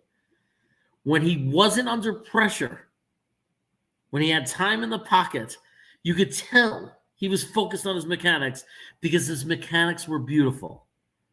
He was planted, he stepped through on the passes. When he was on the run or when he was under pressure, right? That's where he starts losing the mechanics. His feet get a little happy. He throws off his back foot, and you see some horrendously bad passes. What I'm saying is, hear me out. This is an opinion. I'm just a regular schmuck, but this is what I'm saying. My theory is is that if he eventually is able to read the defense and the progressions faster and make a faster decision in the pocket before he's under pressure and before he's running, then he'll be able to, like, if, in other words, if he starts throwing the ball as quickly as Mike White does, if he's able to make decisions as fast as Mike White was, he has a lot more talent. So what will happen is he'll be able to follow through on his throws. He'll feet planted, the mechanics will be good, and he'll be able to make the throws we're all talking about. So what I'm saying is, it's not that he has to fix everything. I think he just has to fix the one thing, two things. The one main thing is be more decisive so he is using the best mechanics. The second thing is obviously confidence and believing in himself. But those two things, I think, could fix everything. And you won't see those horrendous passes anymore. And for me, we talked about it, I believe, last week. Watch the footwork. Watch his feet with the happy sheet, because that is a great indicator of where he is mentally. You know, we can't see his face when he's playing quarterback, but we can notice his feet. And, you know, the more they're jumping around, the less confident he is and the more under stress he is. So when he's throwing off that front foot, that makes a big difference. Yes, please respond. Now, this Chad is factually incorrect. Like, this is incorrect. Yeah. There's no no if he says he here. watched it, then he's lying, or he doesn't know what he's watching. I'm sorry, Mike. This is factually incorrect. I've watched every play that he played in BYU, and this is factually incorrect. It is wrong at every level. And I don't think it's an opinion. I think it's a fact, and you can watch it. I watched him at BYU, and the big difference with Zach in BYU and Zach on the Jets is Zach had a lot of time at BYU, so he did not have happy feet. He sometimes threw on the run when he had to, and it was a beautiful thing, and the Jets loved what he was able to do. But Zach Wilson, the mechanics were not bad at BYU. The mechanics, because he had time and he wasn't under pressure all the time, were very good. He was throwing through. His footwork was okay. I'm not saying it was the best, but it was okay. And he made amazing passes. He was incredibly accurate. Incredibly, not just completing the pass, but actually placing the ball in the perfect spots. He was one of the best ball placement. That's why I was so excited about him, because he's one of the best quarterbacks I'd seen coming out of college, as far as not just completing the pass, but perfect ball placement. His mechanics were beautiful. This is happening because it's no longer BYU, and he's under pressure, and he's no longer able to, he's not following those mechanics. He's either running or he's under pressure and backing up and throwing off balance. And it's not excuses. No one's making excuses. That's another thing you said that's not correct. We're not making excuses. We're saying what we're seeing, our opinions of what we're seeing, our opinions of what we're seeing. That's what we're saying. That's not an excuse. We're not saying, oh, the OL didn't give him time. We're not saying, oh, the receivers are dropping the ball. We're not saying that. We're saying that Zach Wilson needs to make decisions faster. That's not an excuse. That's on him. That's constructive criticism to him. No one's making excuses. If I was making excuses, I wouldn't be saying that. The fact that I'm saying he needs to be more like Mike White in being faster and making decisions, that's the opposite of an excuse. That's accountability. I'm holding him accountable. So I don't know why you're saying I'm making excuses for him. But like, when you're a person who's so determined to prove that Zach Wilson is bad, and that's all you care about, more than the Jets being good or bad, more than anything else in the world, your mission is to prove to everybody that Zach Wilson is bad, and that's all you see and that's all you want to see, then you don't want to dig deeper, and then you want to make things up and make up lies because you read it somewhere or someone told you. Because I will sit with you and we'll watch a film and we'll do a film study of Zach at BYU, and I will show you that you're wrong. And I can confidently say that because I watched every snap he took in college. So, so if you want to take that challenge anytime, but you can't say things that aren't true. And I mean, you can, but I'm going to call you on it when you say things that are not true, that are simply not true. And I'm not making excuses for him. I'm clearly saying he needs to be more decisive. That's not making excuses. That's fact. That's me saying what I'm seeing. I mean, it's not fact. It's an opinion, but it's a fact that it's not an excuse. That's like me saying to Adam, you didn't do good in math. You need to be more careful and follow all, you need to be more careful and follow all the steps in order and go slower, right? That's not making an excuse for why Adam didn't do good in math. That's constructively telling Adam what he needs to do better in math. Now, if I said the room was noisy and people were disrupting Adam, I'm making excuses. Do you see the difference? I don't know what, sometimes you don't know what to say when I go off on my little rants to you. No, I just kind of stay out of the way because why would I want to get in the way of it? Yeah, he'll be like, have another ghost almond, Jeremy.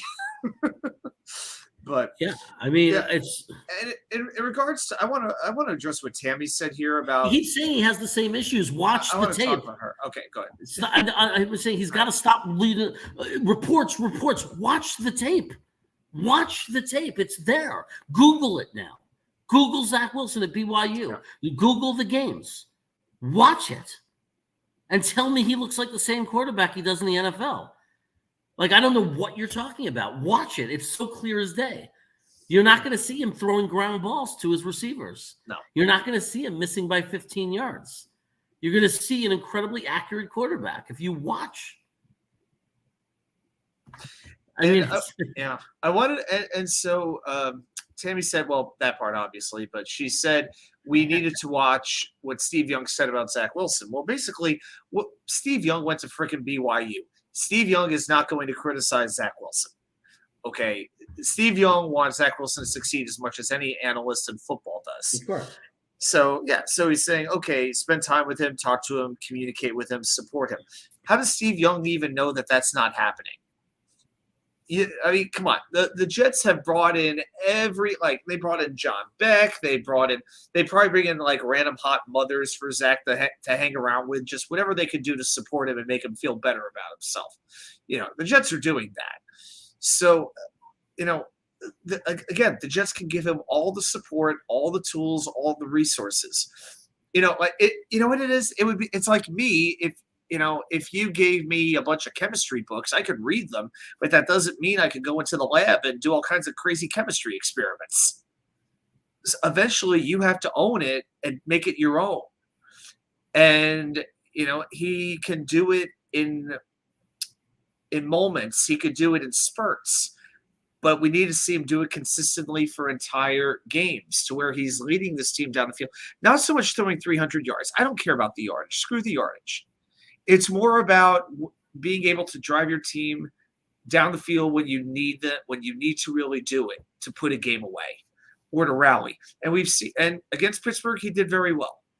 Okay. You cannot say that Zach Wilson is not a capable quarterback. That would be wrong. But can he be consistently good, or dare I say consistently great? That he still has to prove. And as far as us being toxic, you know what? When you are the only team that has not seen a playoff game in 12 years, and the next worst is 6 years, when you haven't had a home playoff game in 20 years, you haven't been to or won a Super Bowl since 1969, and you've had one illustrious first-round draft pick bust after another, one failed coach after another, ranging between mediocre and horrible. Same thing with the quarterbacks. When you've had multiple highlights being displayed on ESPN and every sports network constantly just reminding the world that your team is inept, Jets fans are going to be a little bit freaking bitter. We're going to have a little bit of toxicity, and we apologize if we contaminated you with it because I'm sure you're a good person. But you know what? Yes, we're bitter, and we're not going to keep it to ourselves. We want it to end. We're desperate to end. We deserve for it to end. And here's the thing. With this group, with everything they have, this might be as good a chance as they have had in decades to do it. When you look at the roster, the GM, the coaches, there is the potential for this team to become a consistent, legitimate, respected winner. It can happen. This is not 2015, which was going to be a 1 or 2 year plan. That's all that was. And I'm as big a Rex Ryan fan as you'll ever meet.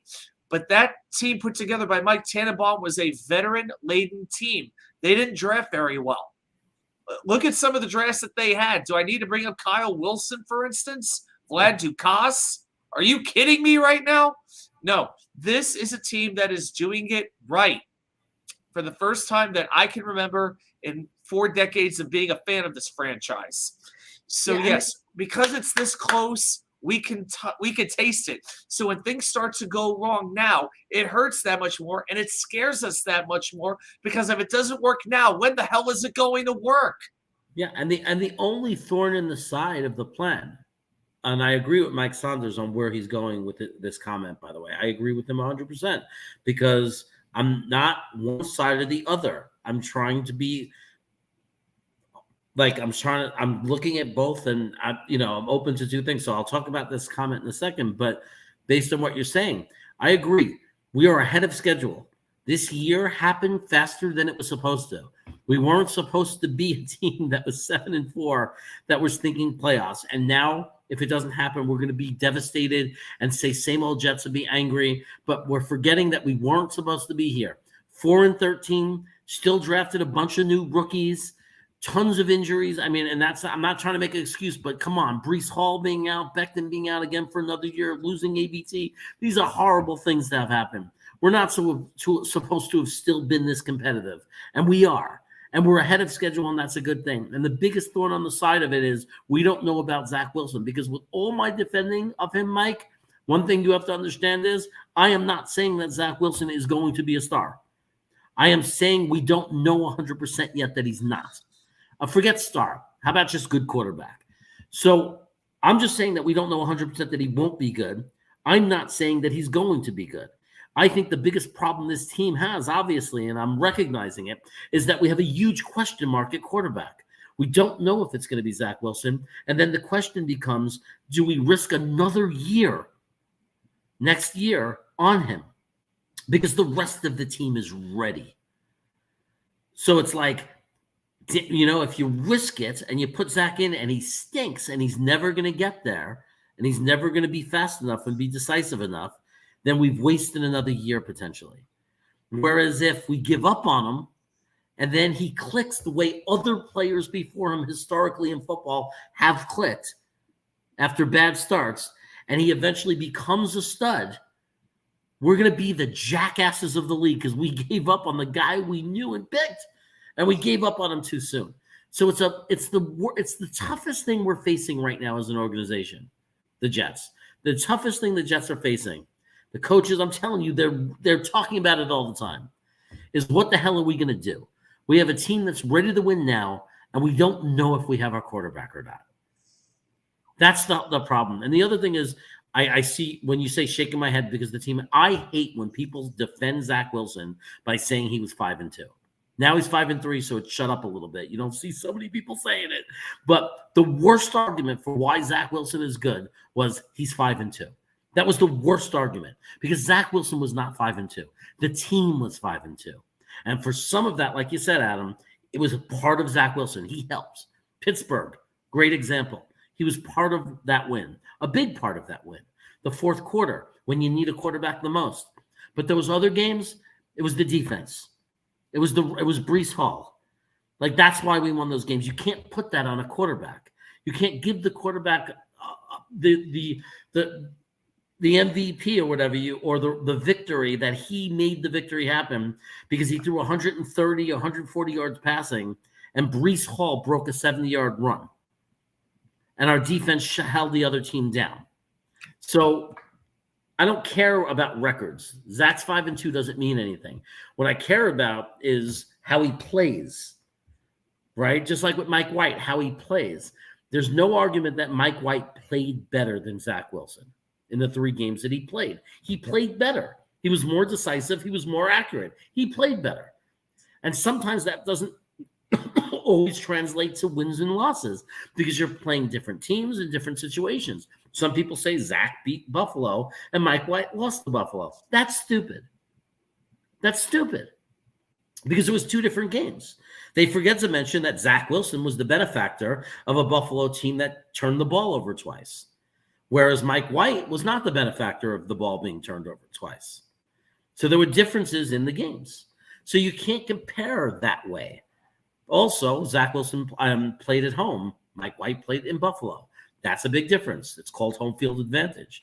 Even the odds makers in Vegas know that understands that means something. So we have to be realistic here.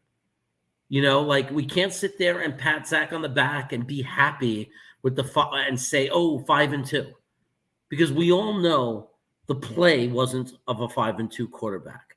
We all know we weren't 5-2 because Zach Wilson carried us on his back and was an amazing quarterback. We all saw what he was doing. It's a 55% pass completion percentage. It's 150 yards a game. It's not good enough, right? That's not what I'm debating. I am 100% on board with it's not good enough.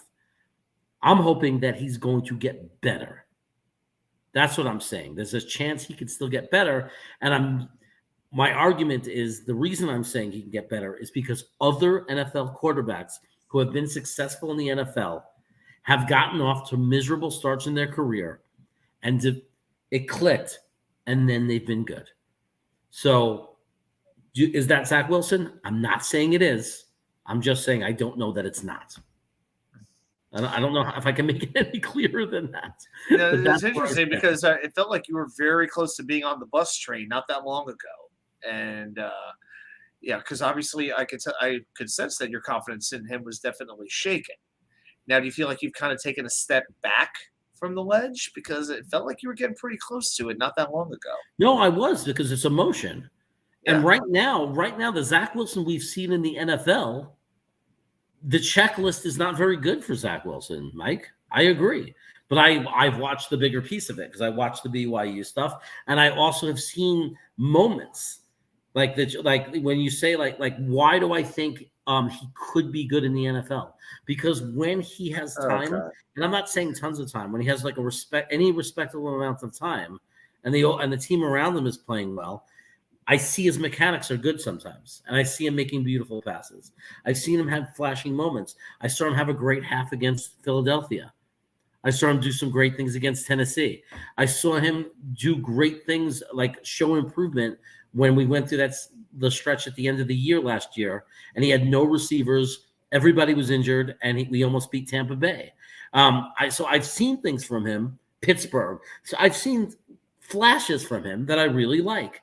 And I've seen moments where he's done things that are really good. Overall, he's been terrible because he's inconsistent. He hasn't been able to do those things for a full 4 quarters at all. He's never had a game where he's won all 4 quarters, where he's been the guy. And I'm not saying perfect for 4 quarters. I'm saying good, like for all 4 quarters. The leader, like who steadily led the team down the field throughout the game. Right. So that's what we're talking about. We see it for series at a time. We don't see it for games. Right. Big difference. So what's my checklist? My checklist is that he starts to learn how to get rid of the ball faster. And because the biggest problem with Zach, before all the bad throws, before everything, is he holds the ball forever. I will say this. I want to say this forever. I have to say this in response, though. I have to say this. Up until this past week, the games he played before, it was about 3.5, 3.6 for him to throw. Okay, 3.5, 3.6 seconds. This past week, 2.94 seconds. That's one thing that got better. Not great. Because he got rid of the ball faster. So that's something to build on. We can build off of that. Right. The problem is he got rid of the ball faster, but the ball wasn't always accurate. The ball wasn't accurate. That little detail. Right. He's got to hang in there to the last possible second. And when he's getting rid of the ball because he doesn't have time or the protection, is he checking down? Like everybody yells at Mike White, and he checks down too much. But maybe there are times where Zach still needs to check down faster.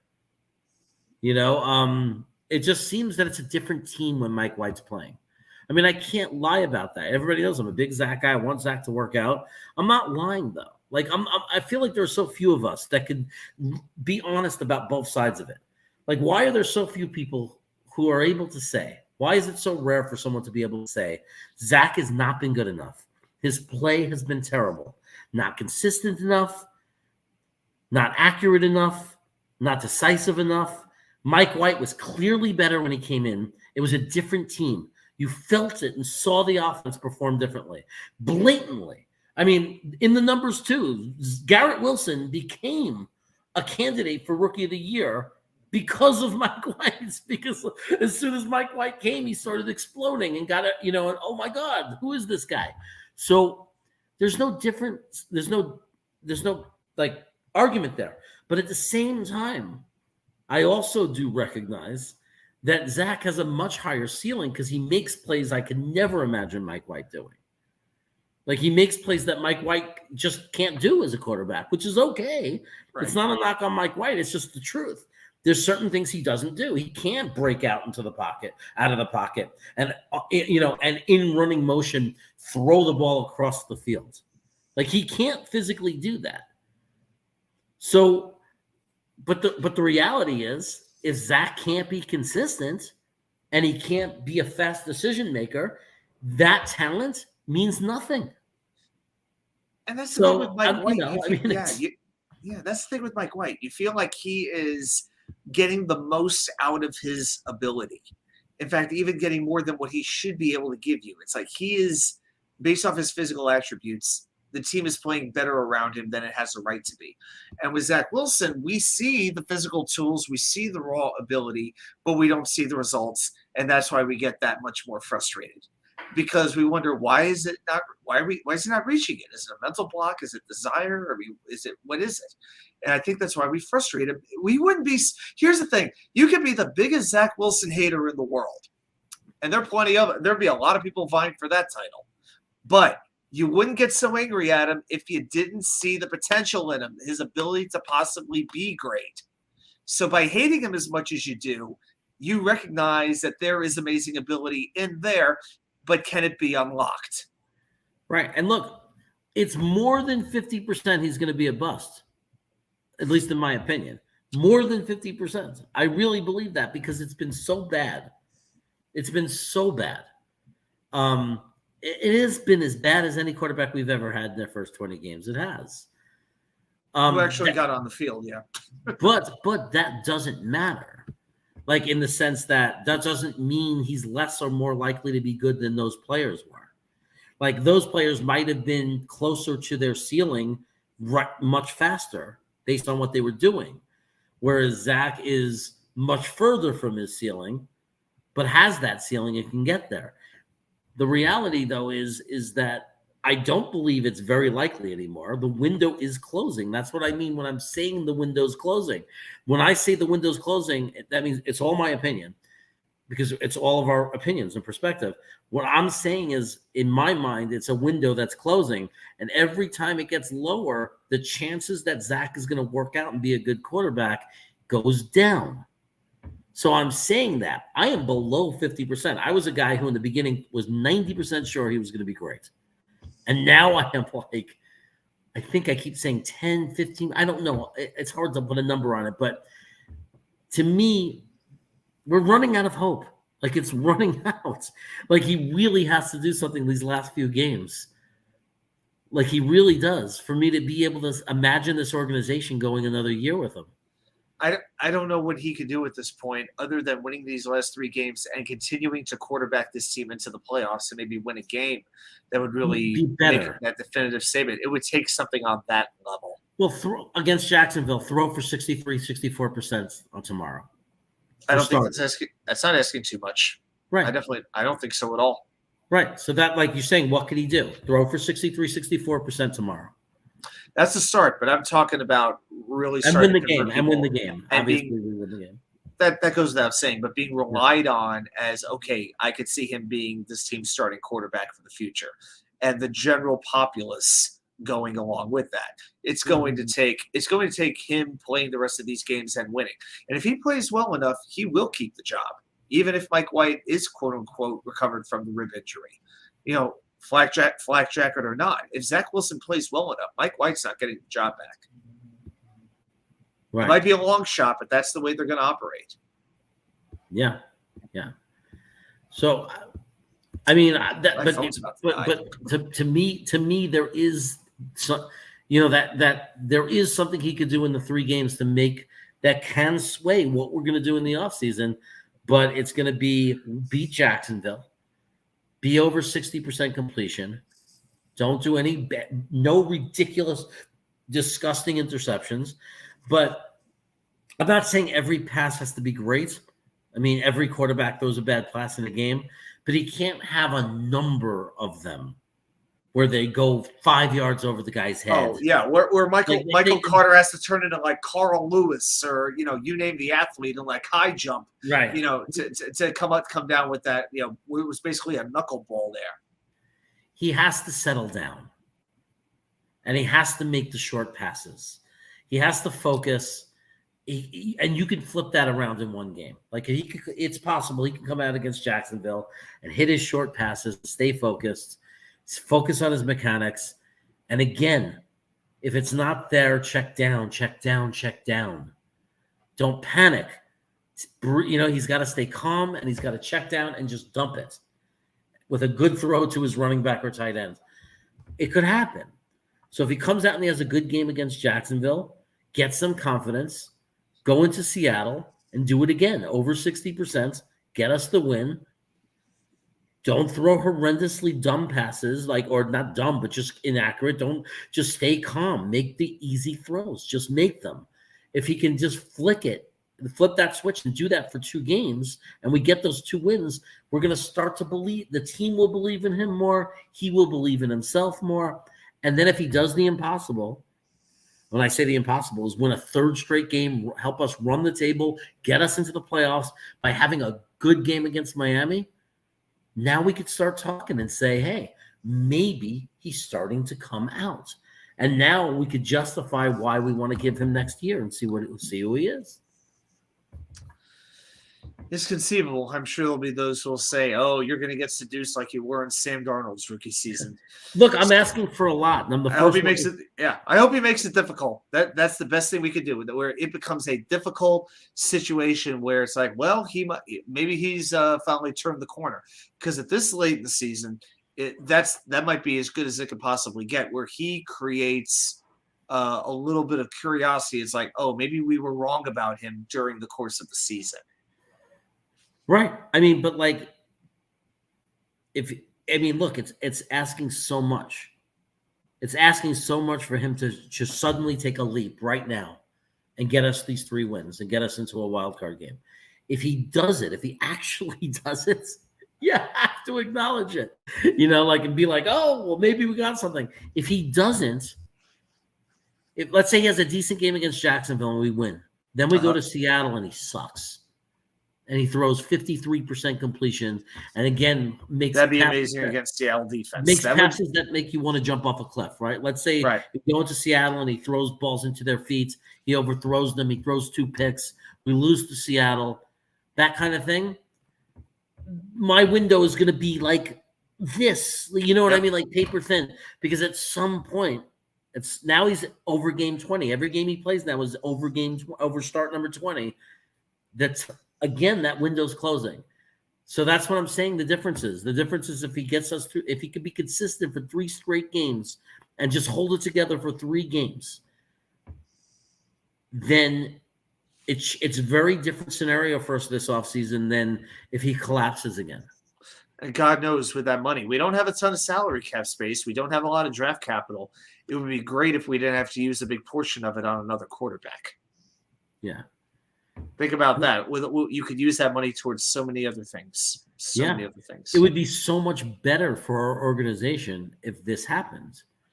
Like if he goes on a roll now and we win 3 games and he plays well, over 60% completion, and plays well, it's such a difference for our organization. It could change everything. As rather than have to go out and find people. Find a guy, spend the money, not put the money into the team, lose it in some other positions. It's a nightmare if we have to go out and get a Jimmy G or someone else like that. It would definitely be aggravating, but at least there are possible solutions out there. I just don't want to hear about drafting a quarterback in the first round. Okay, so here's what I'm going to say. 10 to 20 mile wins. Okay, heavy rain expected. Do not sign good passing numbers. Okay, that's fair enough. How about as good as the other quarterback? because the last time he used the excuse that it was weather, the other quarterback was like over 73% completion.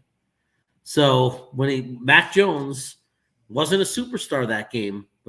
Obviously, when the one who can't throw 55 yards, by the way, according to his coach. Right. He wasn't a superstar, but at least he threw 70% accuracy and was able to move the team, a little bit. Where that's all we needed from Zach, and Zach couldn't do that. So I understand it might not be a good game for passing.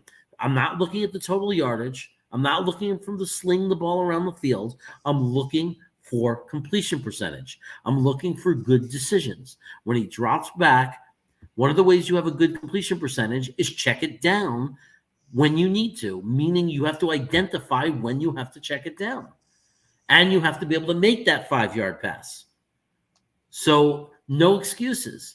Now, if the other team, like if Trevor Lawrence plays and he has a 50% completion percentage and Zach has a 50% completion percentage and it's an ugly game where both quarterbacks can't throw the ball well or accurately because of the winds and the weather, fine. Win us the game, find a different way to beat them, and we wait until the next week. But if Trevor Lawrence throws for 68% completion and 300 yards or 260 yards against our defense, and Zach comes out and throws 130 with a 50% completion rate, there's no excuse.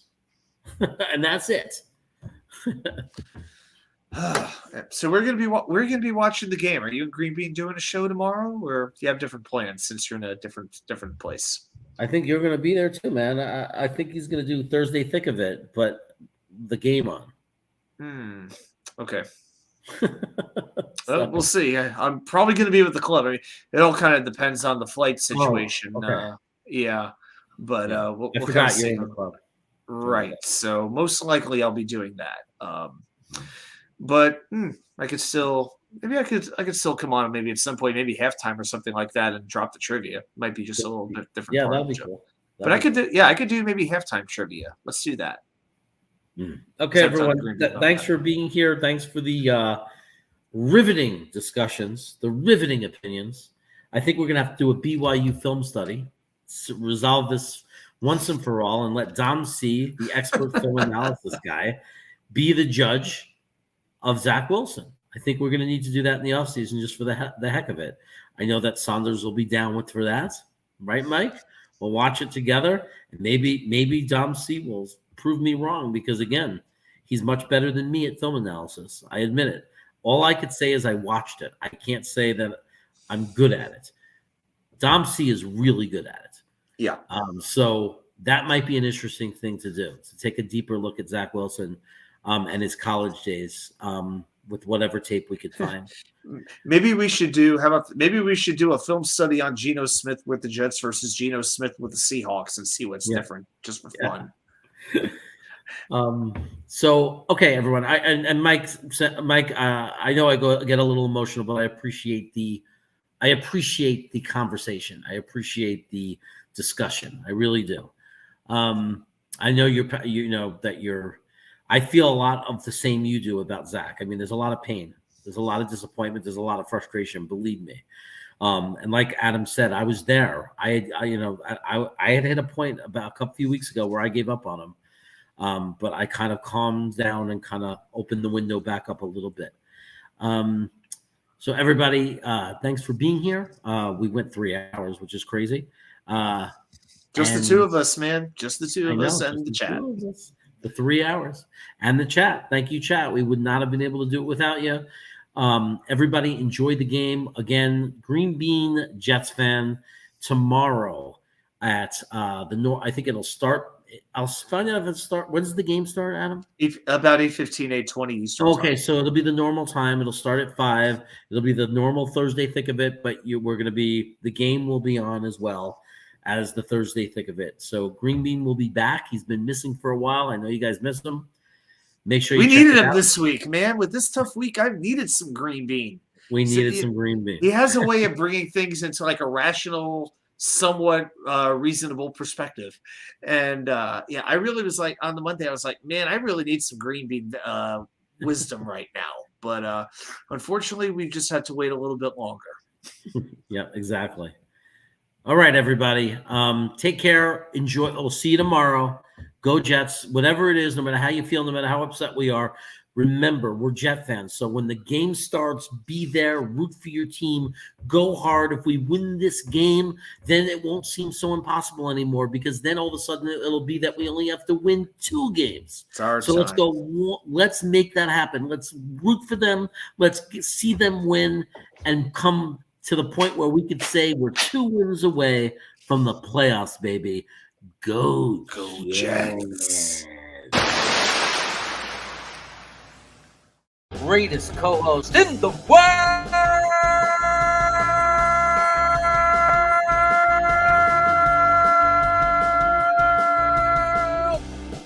Watch 2K99. Get ready to rumble.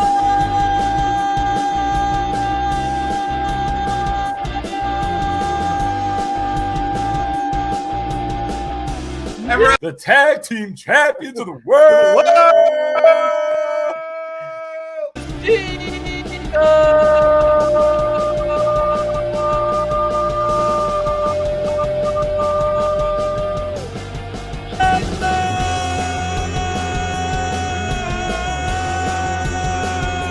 My brotherly revenge. As the best intro I have ever received. The world.